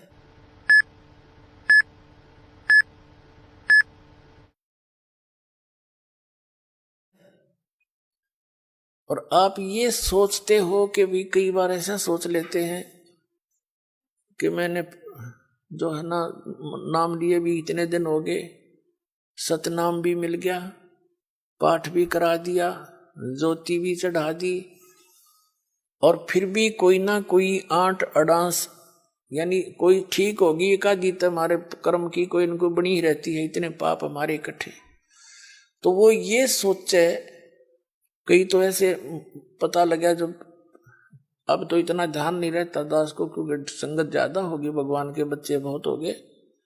पहले 100-200 भगत थे शुरू में, और उनको इतने सुख दिए परमात्मा ने, अपने मुंह से बताया करते, उनकी जीभ का जुबान का थूक सूख जाता था सुख बताते बताते। और फिर वो आना ही छोड़ जाते, उनसे पूछा करता, अन्य से वो नहीं आए, क्या हुआ? वो जाकर पता करते, आपको याद कर रहे थे गुरुजी, आप आए नहीं सत्संग में। तो वो क्या कहते थे कि हमने तो यह चीज मांगी थी, एक वह हमने मिली नहीं। अब परमात्मा कहते हैं, और साथ में ये उलाना दे, हमने पाठ भी करा लिया, 1 साल हो गया, नाम भी ले रखा था, ये ऐसे ऐसे हमारे साथ ऐसे हो गया। तो उनको फिर भगत समझाया करते थे कि आपको ये सुख भी हुए थे। कहा ये तो हुए थे, पर यूं तो ना होया, और तो हुए थे पर एक ना होया। अब कहने का भाव ये पुण्यात्माओं, ये भी ज्ञान की कमी के कारण मार खा जी। तो दास की चेष्टा ये रहती है कि आपको अध्यात्म ये संपूर्ण ज्ञान करवाऊं, और संपूर्ण ज्ञान होए बिना आप भक्ति नहीं कर सकते। कबीर साहब कहते हैं, ज्ञान संपूर्ण होया नहीं और अर्धा नहीं छदावे, और देखा देखी भक्ति का यो रंग नहीं चढ़ ठहरावे। तो जब तक आपके हृदय में जख्म नहीं हो जाएगा कि स्थान के अतिरिक्त की तो ठिकाना नहीं है, और इस भक्ति इस भगवान ऐसा भगवान नहीं, ऐसा ज्ञान नहीं, और यहाँ भी कोई थोड़ी बहुत ठूठा है तो या होने दे फिर इसने। इसका कारण क्या है कि जैसे इस तरह के अनजान व्यक्ति कह ही देते हैं, ये भी कर दिया जी, ऐसा हो गया जी, ऐसा नहीं हुआ मुझे, तो शुक्र। एक विचार करने की बात है। सर्दी के अंदर, सर्दियों के अंदर आप दिसंबर जनवरी के महीने में आपने स्वेटर पहन रखी है, जर्सी पहन रखी है, और फिर भी सर्दी लग रही है आपको, तो उसका क्या विकल्प है? क्या समझदार व्यक्ति होगा, क्या वो उस जर्सी ने भी उतार कर धर देगा? अगर मुझे ठंड भी लग रही है, मैंने जर्सी भी पहन रखी है। इस नाम को छोड़ना, इससे दूर होना, इस बहाने कि इतना कुछ कर दिया थोड़ा, वो फिर भी काम नहीं बन पा रहा, यानी कुछ हानि है। तो पुण्यात्माओं, जितना वो जर्सी का काम था, इतना प्रोटेक्शन हुआ आपका कर रही थी, और इसने उतार देगा तो नमूनिया होगा, होता के समझदारी करोगे। यानी जितना भजन भक्ति सुमरण आपने किया है, उतना प्रोटेक्शन आपको प्राप्त है। लेकिन सर्दी ज्यादा है, काना के हाथों के लग रही है, तो यह लागण दे, या आपका नमूनिया नहीं कर सकती जब जर्सी ना उतारोगे तो, और ये चली जाएगी तो महीने 2 महीने में। तो कहने का भाव ये है, जितनी भक्ति धर्म धन दान आप कर रहे हो, ये उतना ही आपका प्रोटेक्शन होता जा रहा है। और थोड़ी बहुत सर्दी, यानी पाप कर्मों की सर्दी घनी है आपकी, और थोड़ी बहुत की तो कान कून का लगे है तो लागण दे इसने, इससे बचाव बहुत है। जब जर्सी तार दी तो नमूनिया होगा, मरेगा जल्दी, काम बनेगा। तो उसका प्रोटेक्शन क्या है? मान लीजिए जर्सी से भी सर्दी लग रही है तो कंबल ओढ़ ले, और यानी प्रोटेक्शन है बढ़ा इसका। यानी धर्म करते करते, भजन करते करते भी आपके ऊपर कुछ ऐसी वस्तु फिर भी थोड़ी बहुत लगती है आपको सर्दी कर्मा की, तो उसका प्रोटेक्शन कर, भक्ति है बढ़ा, धर्म बढ़ा। और द्वार धनी के पड़ा रहे, धक्के धनी के खावे, 100 काल जग जोली पर द्वार छोड़ नहीं दो। ये है इसका एक सीधा सा फार्मूला, इसने अपना कर रखियो। ये आपको जो है कि वो इंस्ट्रक्शन दी जाती है सत्संग में, कहीं मार ना खा जाओ। तो इस प्रकार आप सोच विचार से चलोगे। कैसे? जैसे गीता अध्याय नंबर 7 के श्लोक नंबर 29 में क्या बताया है कि जरा मरण मोक्षाय यतन्ति ते ब्रह्म माम आश्रित यतन्ति ये ते ब्रह्म विदु ते ब्रह्म तत्व विदु और कृष्णम अध्यात्म कर्म च अखिलम। इसका सीधा सा अर्थ है कि जो प्राणी, जो साधक मेरे इस ज्ञान का आश्रय करके कि तत्वदर्शी संतों की खोज कर अर्जुन, चौथे अध्याय के 34वें श्लोक में कहा, और तत्व ज्ञान भी बता दिया चौथे अध्याय के 32वें श्लोक में कि उस सच्चिदानंद घन ब्रह्म के द्वारा अपने मुख से बोली गई जो वाणी है अध्यात्म मार्ग की, वो तत्व ज्ञान है। उसको उसमें विस्तार के साथ सब धार्मिक यज्ञों की, अनुष्ठानों की जानकारी दी गई है, वो तत्व ज्ञान है। चौथे अध्याय के 34वें श्लोक में कहा कि उस तत्व ज्ञान को तू तत्वदर्शी संतों के पास जाकर समझ।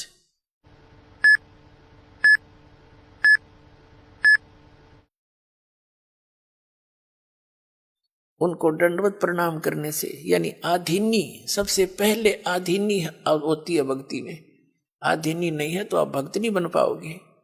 जैसे लड़का, जैसे कोई बच्चा मिलिट्री में भर्ती हो गया तो वहां पर उसको सारे गुर सिखाए जाएंगे युद्ध करने के, आपत्ति में कैसे अपना बचाव करना है, उसके सारे पिट्ठू पैठू लगा के उनकी रिहर्सल कराई जाती है, और लंबे पेट पलनियां चलाई जाती हैं कोणियों के ऊपर काफी दूर तक, ताकि संघर्ष करने के योग्य हो जा। और वो बच्चा आके वहां करे नहीं उन क्रियाओं को, तो उनको कौन रखेगा वहां फौज में? बाहर फेंक देंगे। तो यहां आप आए हो, हमने काल के साथ युद्ध करना है, यानी इस अज्ञान के साथ भी और काल के साथ भी, उससे बचने के लिए ये हमारे फॉर्मूले, दंडवत प्रणाम करे, आदि नहीं रहे, बुराई छोड़ दे। तो इन नैना नहीं करेगा तो फिर वो फौजी किसा, फिर वो भगत कैसा। तो आप जी को यहाँ रिहर्सल कराई जाती है। जब आप सतलोक जाओगे ना, या काम आओगे आपके। अब आज जैसा भाव आपका इस दास के प्रति है, आपके शरीर छोड़ने के बाद भी वैसा ही रहेगा। स्वभाव तो अंतः सूक्ष्म शरीर में होता है। ये ऊपर का कवर कांचली यहीं रह जाएगी, जैसे सर्प कांचली छोड़ जाता है, ये तो ऐसी छोड़ जाओगे आप। अंदर है ओरिजिनल वस्तु, वो शरीर भी और है। उस शरीर को, जो इसके अंदर शरीर है, इस भक्ति से उसको चार्ज किया जाता है। और फिर वो है आपका असली शरीर। कब तक? जब तक सतलोक नहीं जाओगे तो वो शरीर है आपका, वो काम देगा, उसमें भक्ति संग्रहित है। फिर जहां जहां हम जाते जाएंगे उसी स्तर के उस शरीर में, जैसे इस पहले द्वार को हम 10वें द्वार को पार करेंगे तो उसके बाद हमारा दूसरा शरीर ऊपर क्या एक कवर और उतर जाएगा। उसके बाद हम 11वें द्वार को पार करेंगे काल के लोक में, तो वहां एक शरीर का एक आवरण और उतर जाएगा। उस नीचे वाले में दूसरे मंत्र की चार्जिंग रहेगी। फिर हम उससे जाकर के 12वें द्वार को पार करेंगे, तब वो दूसरे मंत्र वाला जो कवर जिससे चार्ज है वो भी वहां भक्ति वहीं रह जाएगी। फिर केवल तीसरे नाम वाला ही वो आत्मा के साथ जागा और सतलोक में जाकर आपको तुरंत उसके ऊपर अन्य शरीर इट इज फिट हो जाएगा, जो वहां के हंसों का होता है।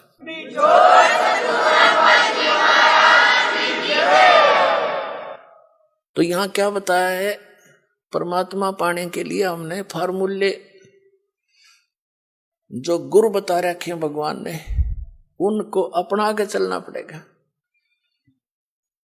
तो क्या बताते हैं कि कहे कबीर तुम चरण चित राखो जो सुई में डोरा रे। तो गुरु जी के प्रति आपकी धारणा ऐसे अभेद अटूट हो जानी चाहिए, आपकी श्रद्धा।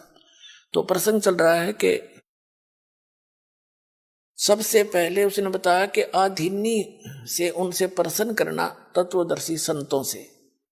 फिर वो तत्वदर्शी संत तुझे वो तत्व ज्ञान बताएंगे। फिर 7वें अध्याय के 29वें श्लोक में हम फिर आते हैं। इसमें कहा कि माम आश्रित है, मेरे पर आश्रित होकर इस ज्ञान जो मैं बता रहा हूं इसने कोई सिरोधार्य कर ले, ऐसी प्रयत्न करके उस तत्वदर्शी संत को खोज लेता है। माम आश्रित है, मेरे पर आश्रित होकर जरा मरण मोक्षाय यतंती ते, यतंती ये यानी जो जरा यानी बुढ़ापे थे, और मरण माने मृत्यु से, मोक्ष माने छुटकारे के लिए ही यतंती वो प्रयत्न करते हैं। तो वो कौन है? ते ब्रह्म तत्विदु, वे उस तत्व ब्रह्म को जान चुके हैं और कृत्सनम अध्यात्म, पूरे अध्यात्म ज्ञान से परिचित है। कर्म च अखिलम, और सब कर्मों से परिचित है। क्या बताते हैं? सूक्ष्म वेद में भी कहा कि तुमने उस दरगाह का मैल न देखा, धर्मराज के तिल तिल का लेखा। तुमने उस दरगाह का महल नहीं देखा, तुमने उस धर्मराज के उस न्यायाधीश के दरबार का पता नहीं। वहां पर एक एक श्वास का भी लेखा है, तिल का भी हिसाब न्यारा न्यारा मिलेगा। आपने सोच भी गंदी रखी है ना, वह भी लिखी पाओगी वहां पर। और आपने सोच भी किसी का भला सोचा भी है, कर नहीं पाए, वो भी आपका गुड अकाउंट में पाओगा। क्या बताते हैं? चिट्टी पायल बाजे पैर, और साहेब सुनता है सब लहर। जैसे चिट्टी के कीड़ी के कोई घुंघरू बना के बांध है, पहले तो घुंघरू के बनेगा, वह पायल बनेगी किसी बाल से भी पतली। और कहते हैं उसका भी यदि थोड़ा सा शोर हो गया, यदि पहले तो उससे शोर हो ही नहीं सकता। कहने का भाव है कि अगर उसकी भी चाहे पायल का खुड़का, चिट्टी के पैर की पायल भी थोड़ी बहुत खुड़का करेगी ना, साहिब सुनता है सब लहर। कहने का भाव ये है, आपकी सूक्ष्म से सूक्ष्म भी सोच को वो परमात्मा खूब सुनता है।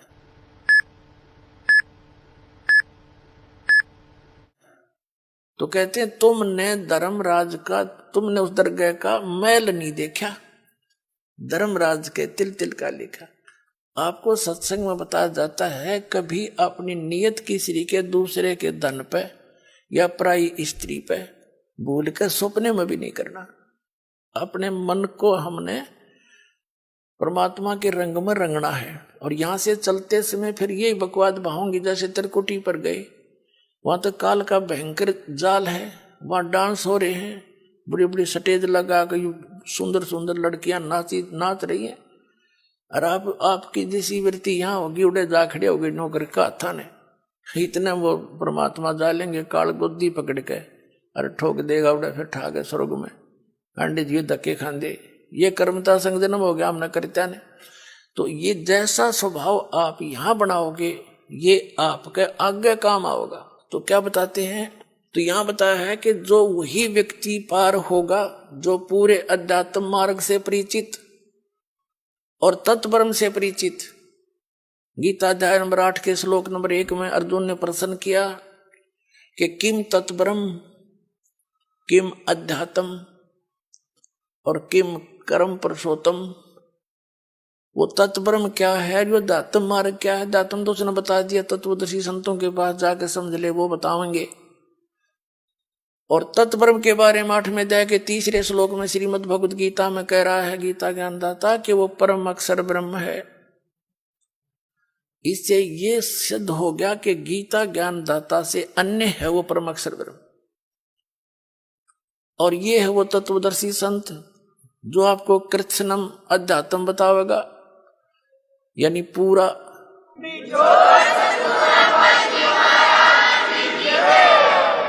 कबीर साहब कहते हैं मां मुंडो उस गुरु की जिसते संशय ना जा। कहते धिक्कार ऐसे गुरु से जिसका आपका शंका निवारण नहीं होता और आपका जीवन नाश हो जाता है। तो क्या बताया है इसमें कि जो कबीर साहब कहते हैं ज्ञान संपूर्ण होया नहीं, अर्धा नहीं छदावे और देखा देखी भक्ति का यो रंग नहीं ठहरावे।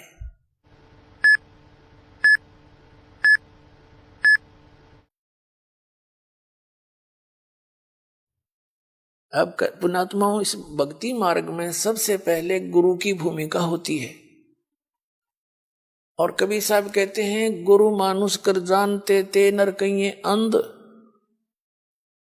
ओवे दुखी संसार में आज्ञा काल के फंद। गुरु को मानुष जोग ने और करे चरणामृत को पान, ते नर नरक में जावेंगे योग योग हो समान। यानी वैसे जैसे गुरुजी को आपने एज ए गॉड ट्रीट करना है।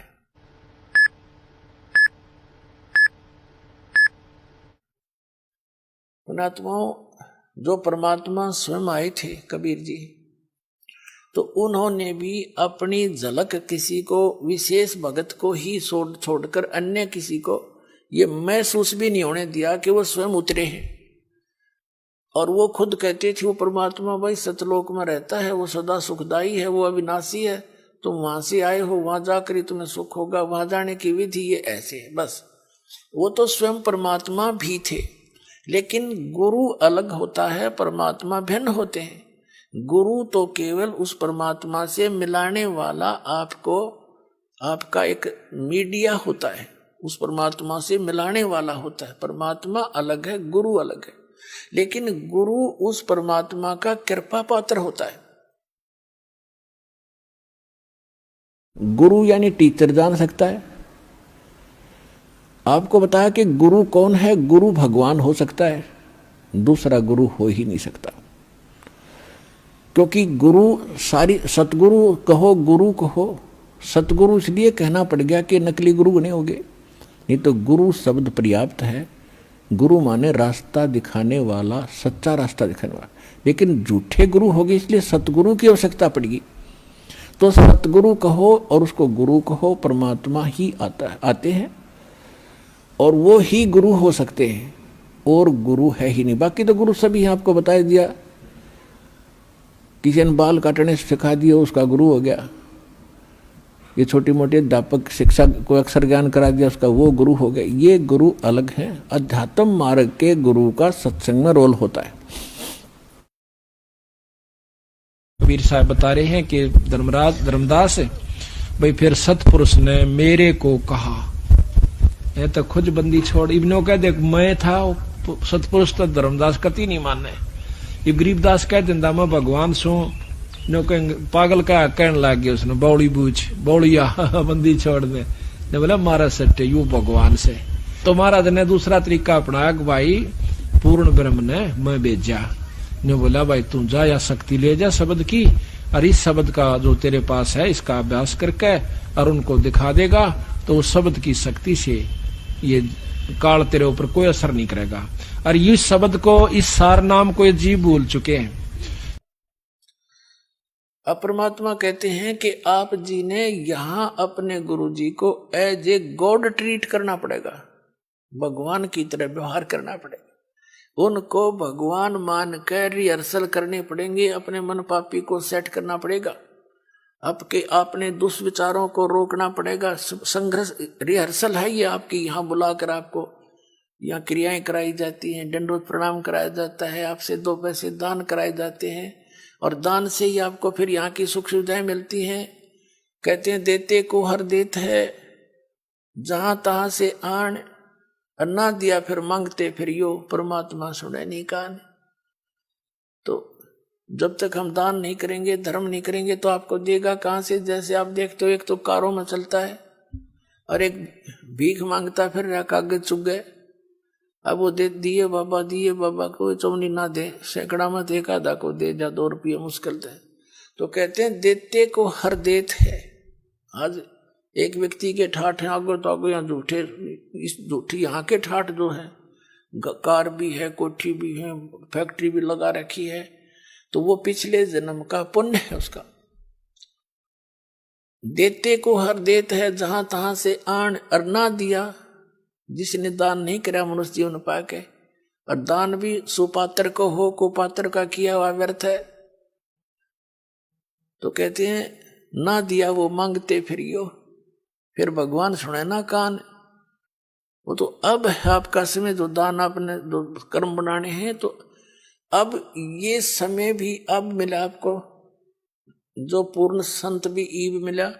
यहां किया हुआ आपका प्रत्येक अध्यात्म प्रयत्न 100% सफल होगा, क्योंकि पूर्ण गुरु और पूर्ण ज्ञान और पूर्ण भगवान।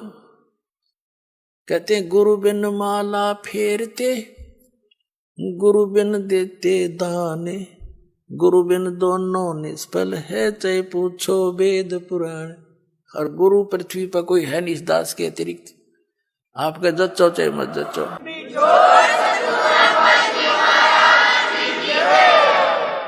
आपको यकीन हो या ना हो, ये सच्ची बात समझ लेना। बुद्धिमानों को तो यकीन हो ही चुका होगा। ये सारे दिखा दिए किसे गुरु थे। जिसको अध्यात्म ज्ञान नहीं वो टीचर किसा, जिसको अपने सिलेबस का ज्ञान नहीं वो अध्यापक कहाँ का। तो ये गुरु नहीं थे। इनके द्वारा इनको आधार मान के की हुए आध्यात्मिक क्रियाएं आपकी यूजलेस, क्योंकि वो शास्त्र विधि को त्याग कर मनमाना आचरण। तो शास्त्र अनुकूल साधना और अधिकारी इस दास को बनाया है।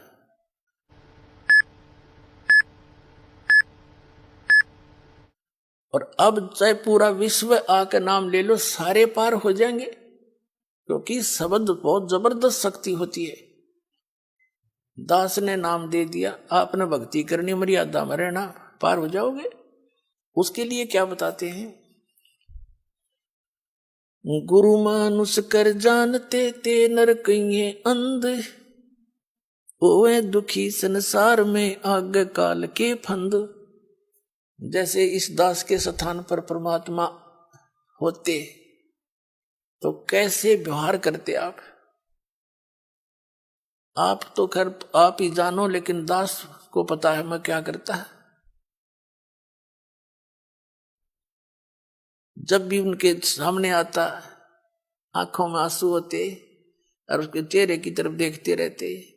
अब उसके सामने ठीक है, अब तो हम as a Guru he deal करेंगे, अपना दुख भी रोवांगे, कहते हैं जय इब क सतगुरु मिले, जय इब क सतगुरु मिले, सब दुख आखूं रो, चरणों ऊपर शीस धरूं, कहूं जो कहनी हो। तो कहने का भाव ये है कि जैसे गुरु जी के सामने आप भगवान के पास जाते हो और आपसे गुरु जी क्या कहेगा कि भाई शराब नहीं पीना, चोरी नहीं करना, मर्यादा भंग मत करना, मर्यादा में रहना, भक्ति करना, और आप मेरे सामने आकर के झूठ बोल दोगे किसी भी पॉइंट के। भगवान के सामने आप जाते हो, झूठ बोल सकते हो? दास का तो कलेजा फट जा झूठ बोलती आना। तुम अपने आप सोच लो ना,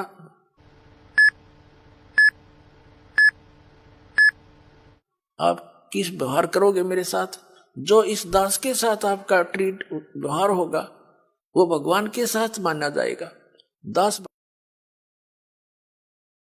भगवान नहीं है, लेकिन कबीर साहब कहते हैं गुरु को भगवान मानना पड़ेगा अपने। जैसे गणित के ऋण का एक प्रश्न होता है, उस प्रश्न को हल करने के लिए मूल धन ज्ञात करना होता है।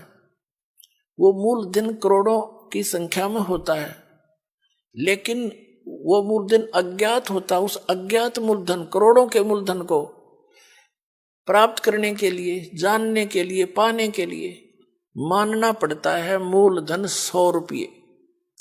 वो 100 रुपये मूलधन नहीं होता, लेकिन उसको सपोज करे बिना वो मूलधन मिले नहीं जिसके लिए प्रयत्न हम करेंगे। तो हमारा मूलधन है कबीर साहब, लेकिन उस कबीर साहब को पाने के लिए आपने मानना पड़ेगा। मान लीजिए रामपाल कबीर साहब, एज ए ट्रीट नो करना पड़ेगा आपको।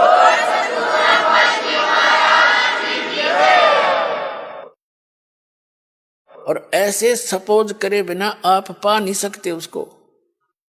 ये नियम है, फार्मूला है। और जो स्टूडेंट फार्मूला वही लगा कर चलेगा तो उस प्रश्न को हल कर लेगा, ना तो फेल हो ही तुम। तो हमने फेल नहीं होना। जब इस परमात्मा की स्कूल में आए हो, विद्यालय में, तो सारे फार्मूले लाओ। जब वह सफल हो गए तुम, तो कहते हैं मान लीजिए गुरुजी भगवान है, और भगवान के पास फिर गुरु सम्मुख ले झूठ संजोई, निश्चय नरक पड़े से सोई। वेद पुराण कहे सब साखी, साखी शब्द सब यूं बाकी, मानुष जन्म पाके खोए, और सतगुरु विमुखा युग युग रोए।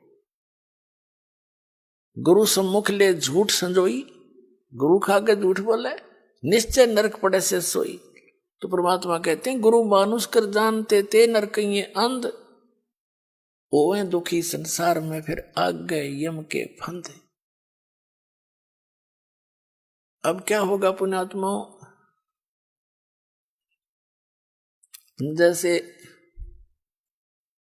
क्या बताया है कि शरण पड़े को गुरु संभाले, जान के बालक भोला रे, कहे कबीर तुम चरण चित राखो, ज्यों सुई में डोरा रे। ऐसा भेद संबंध बनाओ अपने गुरुदेव के प्रति, वो नकलियों के प्रति नहीं। नकली तो काल के दूत है, उन्हें तुरंत त्याग दो। कई भक्त चिंतित हो जाते हैं कि कहीं हम उन गुरुओं को छोड़ दें और कहीं हमारे ऊपर आपत्तियां ना आ जाए। आपत्ति तो उनके शरण में आऊंगी तुमने, उन्हें छोड़ दें तो जान बचेगी तुम्हारी।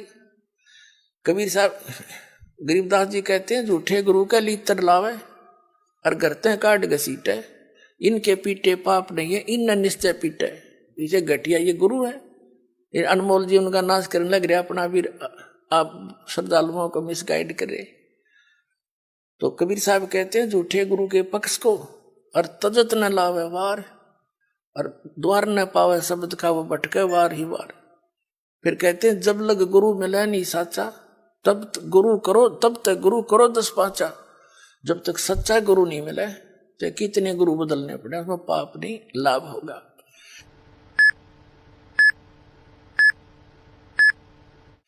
कहते गुरु की कबीर डूबे थे हम उबरे, गुरु की ज्ञान चमक, और बेड़ा देखा जर्जरा उतर चले फड़के। जैसे नौका टूटी ही और मझदार में जा रही हो, नीचे से पानी भरने लग रहा हो और साथ में कोई दूसरी ले जाकर खड़ी कर दे बिल्कुल ओके, और उसने कहे या डूबेगी भाई, देखिए पानी भरने लग रहा है इसमें, और आ जाओ इसमें, विकल्प कूद जाएंगे वो 1 सेकंड में। जो विकल्प नहीं हो तो डूबेंगे। जब विकल्प खड़ा कर दिया कि या ठीक सर इसमें आ जाओ, और फिर भी ना दे, फिर तो वो भांग पिए बैठे हैं, घटनों पानी में भी बड़े हैं, फिर भी नो के ओके है। तो जो दास प्रमाण दिखा रहा है और ये नौका साथ में खड़ी कर दी कि ये है ओके इसमें आ जाओ और यह सारी डूबेगी तुम्हारी, और अब भी उनको नहीं छोड़ रहे, उनने तो फिर नशा गणा हो रहा है, उनका क्या करें फिर हम। कबीर साहब कहते हैं कि ये चातुर प्राणी चोर हैं, इतना ज्ञान दास ने बता दिया और उनकी दाख, उनने तो कुछ ध्यान देना चाहिए। जो संत गुरु पद पर बैठे हैं, तुम क्या करने जा रहे हो, तुम्हारा ज्ञान फेल कर दिया, और फिर भी बोले आत्मा नहीं कहते भाई चलो वह भी आ जा, उन्होंने भी कह दे भाई बिल्कुल ठीक है, नहीं तो गलत बताओ मेरे ज्ञान को, मैं बार बार कह रहा हूं ये गलत बताओ, गलत कह रहा हूं, और गलत नहीं कह रहा तो स्वीकार करो, इन छोड़ दो परमात्मा के बच्चों ने, क्यों दुश्मन बने बैठे हो तुम।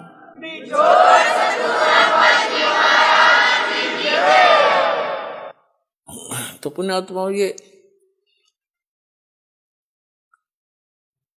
ये जो है जितने भी संत हैं, अब इनको सोचना पड़ेगा, विवश कर दूंगा, ऑनलाइन रखूंगा इन्हें जब तक ये हानि भर लेंगे। कहा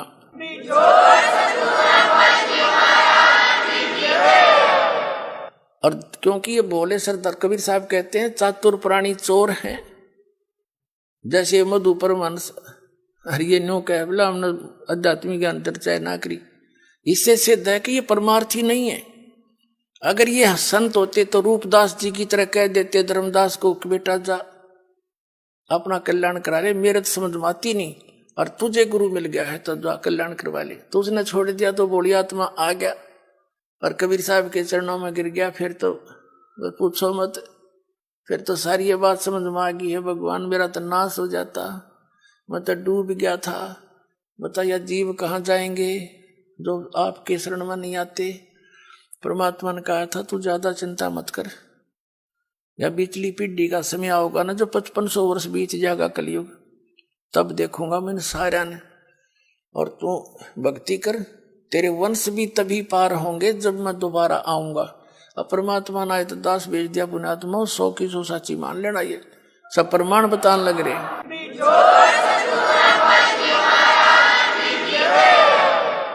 तो कबीर साहब कहते हैं चातुर प्राणी चोर हैं, मूड मुग्ध हैं ठोठ, इतने प्रमाण देख के भी जो मूर्खा के चिपके रहेंगे नकलियां के, कहते वो तो मूड मुग्ध हैं ठोठ, वो तो कति ओलंड है, देसी भाषाओं का बौड़ी बूझ है, इतने प्रमाण देख के, और फिर उनके बैठे उन सतगुरु मान रहे हैं, और फिर परमात्मा कहें जय वो फिर भी नहीं आते है ना, हमने उनकी जरूरत भी नहीं है। चातुर प्राणी चोर हैं ये, मूड मुग्ध हैं ठोठ, और संतों के नहीं काम के, उनको दो गलजोट, वो तो और दृढ़ कर दो उनको, मरे रहो वहीं पर, इतना ज्ञान समझ के भी ना मानते। तो पुण्यात्मा प्रसंग चल रहा था कि कर लो गुरु वकील मुकदमा भारी है, बहुत सबसे खतरनाक केस यू है आपका इस सृष्टि में कोई है तो, आप काल की जेल में बंद हैं, और ये सिर्फ काल की खुली जेल है, आप ही से बच्चे पैदा करवा कर आपको एक और बंधन में बांध रहा है, और अपना करो धंधा रखाओ हैं और मर जाओ, फिर गधे बन जाओ, दूसरी जेल वो कठिन जेल में भेज दिया।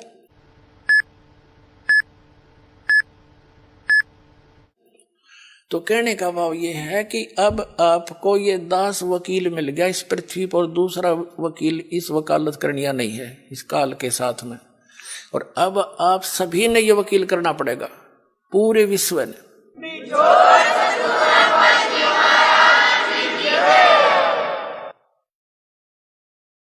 और उसके लिए क्या बताया है आप जी, जैसे बताई दिया कि प्रथम मंत्र जो आपका जाप है आपके इन सभी कमलों के से बरी कराएगा आपको, जैसे ये राधा स्वामी पंथ वाले और जय गुरुदेव पंथ वाले, यो एक विचार हैं इनके एक जैसे, क्योंकि ये राधा स्वामी पंथ से ही निकले, आगरा वाले से ही, और ये व्यास वाला भी, और धन धन सतगुरु सच्चा सौदा सिरसा और जगमाल वाली वाले, ये निरंकारी, ये ठाकुर जी वाले, ये सारे एक का कुएं का पानी है। जनोद वाला जो बयानी में बना रखे, ये इनका,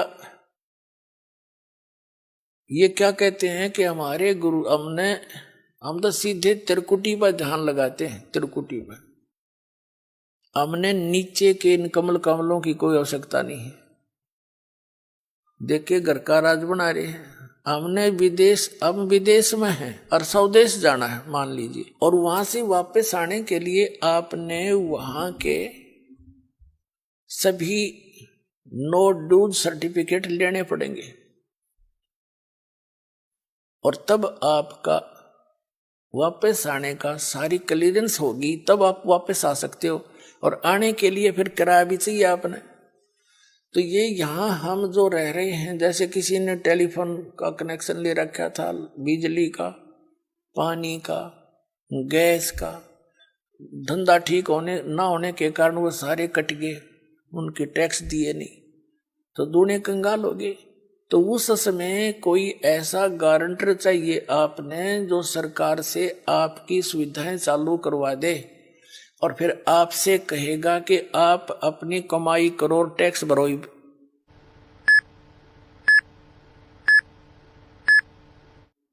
तो बहुत अच्छी बात होगी, कमाओगे तो टैक्स भी भर दोगे, तो दास आपका गारंटर बना दोबारा।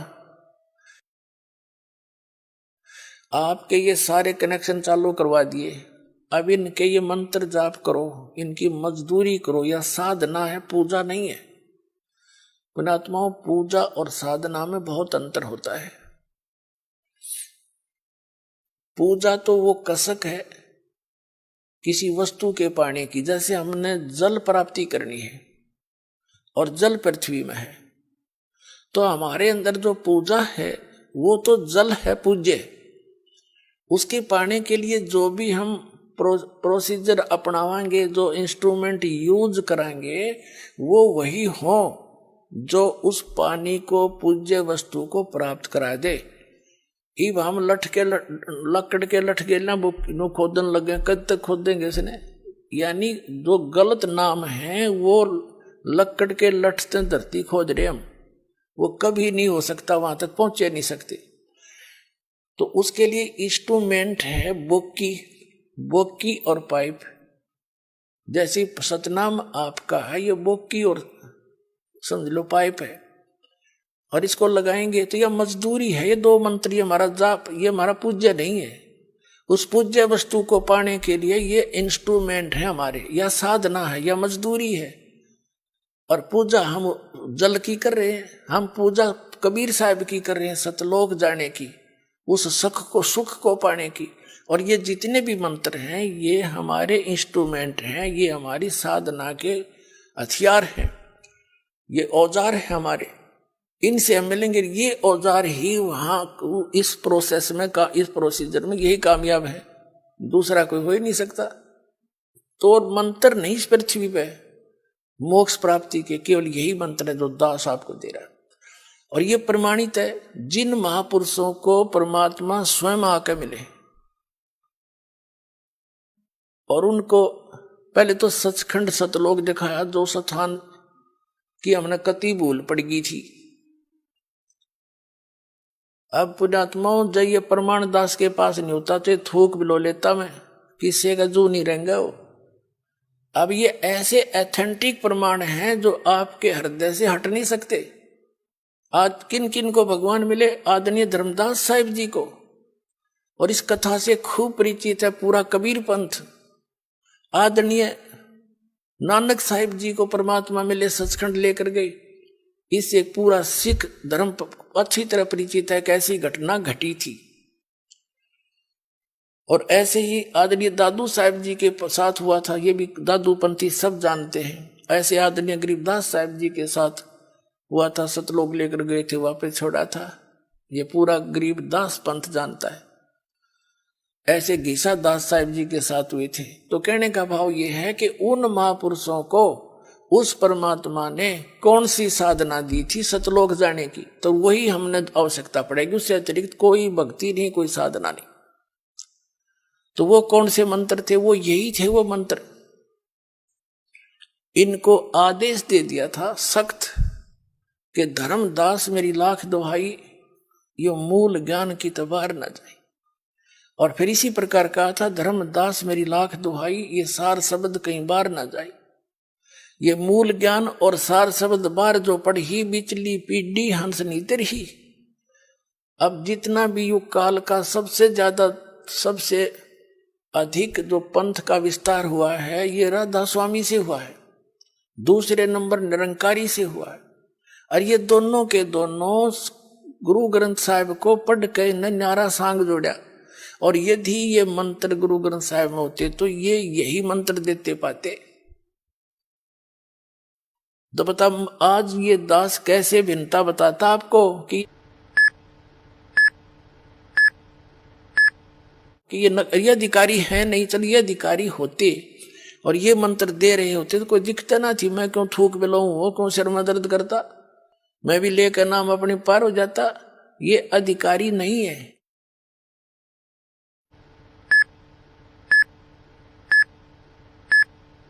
इनके पास ये मंत्र भी नहीं है। और उनको परमात्मा ने, उन महापुरुषों को इसलिए मना कर दिया था कि यह बात बिगड़ जाएगी। बीचली पीढ़ी में मेरा और काल का एक एग्रीमेंट हो रहा है कि कलयुग में कितने जीव ले जाना। तो परमात्मा ने पता था कि बीचली पीढ़ी में पहले तो शिक्षित करूंगा इन सबको। नहीं, पिछला इतिहास देख लो, हमारे दादे परदादे ने कोई पाड़ी जाया करता, कोई हाड़ी जाया करता, कोई कितना मजदूरी करके अपना टाइम पास कराया करते, उन्हें पढ़ने की आवश्यकता नहीं थी। अब हमने पढ़ाई को एक प्रथम मान लिया सिर्फ रोजी रोटी के लिए। हमने तो इसलिए स्पीड खींची थी, हरीबिया काम आओगी वो दूसरी जगह या शिक्षा, परमात्मा के पहचानने के लिए। ये कंप्यूटर बना दिए, इंटरनेट बनवा दिए। ये कबीर गॉड गिवन माइंड है, ये उस परमात्मा ने दी है बुद्धि, ना काल बुद्धि दे। ये तो पहले पिछला इतिहास देख लो, रथों में 4-4, 5-5 गधे जोड़ कर ये खच्चर घोड़े और घसीटे अंडा करते, उसने सबसे बड़ी सवारी में अन्या करते। वो कोई तरीका था, एक नोन बाजो वैरो लठम लट्ठा गेला। तो ये ऐसी बुद्धि कर रखी थी इसने हमारी। ये कबीर साहब ने दिया है ये सारी टेक्निक। और दी किस लिए? आप जी को घर बैठे संदेश देने के लिए। वो इतना दयालु है कि घर बैठे दे दूंगा अपने बच्चों को शिक्षा, और पहचान लेंगे पूरे विश्व में मेरा नाम होगा और सबका कल्याण होगा।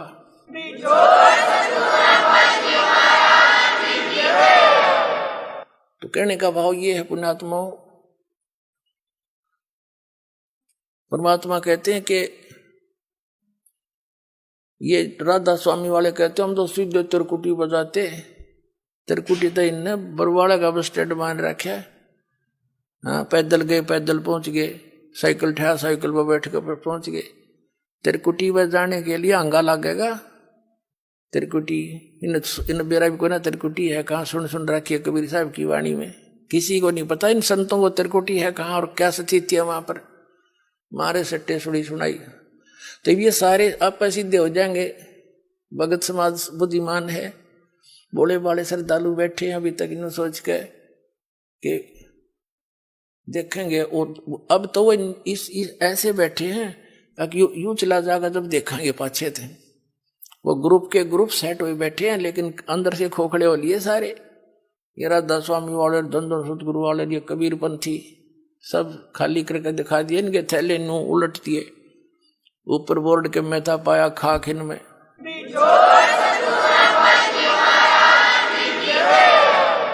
तो तिरकुटी पर जाने के लिए जैसे आपको बताया कि जैसे हमारा जल पूज्य है, पूजा हम जल की करते हैं, और ये नामों की साधना जो है ये तो इंस्ट्रूमेंट है अपने।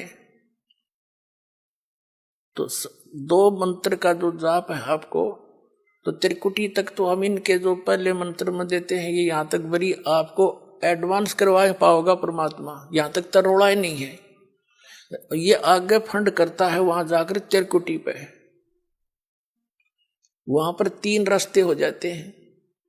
सामने वाला रास्ता इसने कति बंद कर रखा है। ये अध्यात्म मार्ग उल्टा चलता है। जैसे हम त्रिवेणी बोलते हैं, वहां पर इलाहाबाद में जो गंगा और जमुना मिलती है और तीसरी कहीं नीचे सरस्वती है, और अध्यात्म मार्ग में उल्टा चलता है।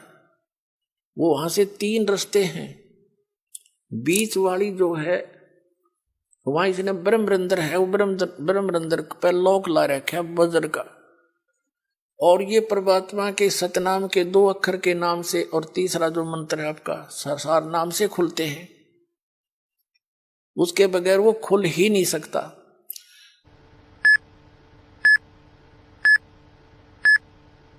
तो कहने का भाव ये है, त्रिकुटी पर जब आप पहुंच जाओगे, जैसा भाव आपका इस दास के प्रति यहां रिहर्सल के दौरान आपका होगा, तो वहां आप दास दिखेगा, आप वहां पहुंचोगे।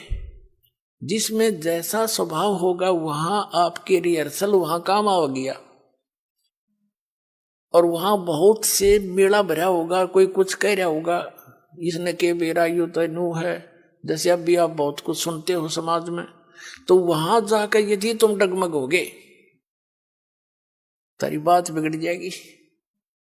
तो यहां रिहर्सल इसलिए कराई जाती है, गुरु मानुष कर जानते ते नर कहिए अंध, वह दुखी संसार में आगे काल के फंद।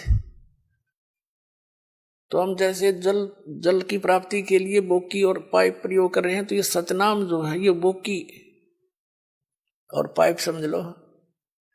अब सतनाम से भी मोक्ष नहीं, और अकेला सोहम नाम जप करने से भी लाभ नहीं। जैसे कबीर साहब की एक वाणी है कि जो जन होगा जो हरि, वो लेगा शब्द बिल गाए, और सोहम सोहम जप मेरे व्यर्था जन्म गवाए। यानी जो जौहरी होगा, सही ज्ञानवान होगा, तो वो इन शब्द को सही ढंग से पहचान लेगा, भिन्न भिन्न समझ कर प्राप्त करेगा। अकेले सोहम नाम का जाप करने से कोई यूज नहीं। जैसे सोहम का 2 ऐसे कर लेते हैं, सो बाहर हम अंदर, या हम बाहर सो अंदर, ऐसे करते, ये गलत है, साधना ठीक नहीं। और यदि सतनाम भी आपको प्राप्त हो गया, सार नाम नहीं मिला, तो भी आप मोक्ष प्राप्ति नहीं कर सकते। और सतनाम के बिना सार नाम आपको काम नहीं कर सकता। जैसे हैंडपंप लगा रहे हैं, पाइप तक पानी तक पाइप पहुंच गई, इस प्रोसीजर से पाइप बोकी और पाइप जल तक पहुंच गई, जल प्राप्त नहीं हुआ, उसके लिए हैंड पंप लगाना पड़ेगा। वो सार नाम है। और सार नाम, जिसको आदि नाम, सार शब्द, अकय शब्द उसको कहते हैं। फिर उसकी भी सेवा, उसका सेवन करना है। हैंडपंप भी ऐसे उसको हिलाना पड़ता है, तब वांछित वस्तु प्राप्त होती है। ये है प्रोसीजर पूरा इस परमात्मा के पाने का। और वो मंत्र इस दास के पास है, अविलंब प्राप्त करो, अपना कल्याण कराओ। बोलो सतगुरुदेव।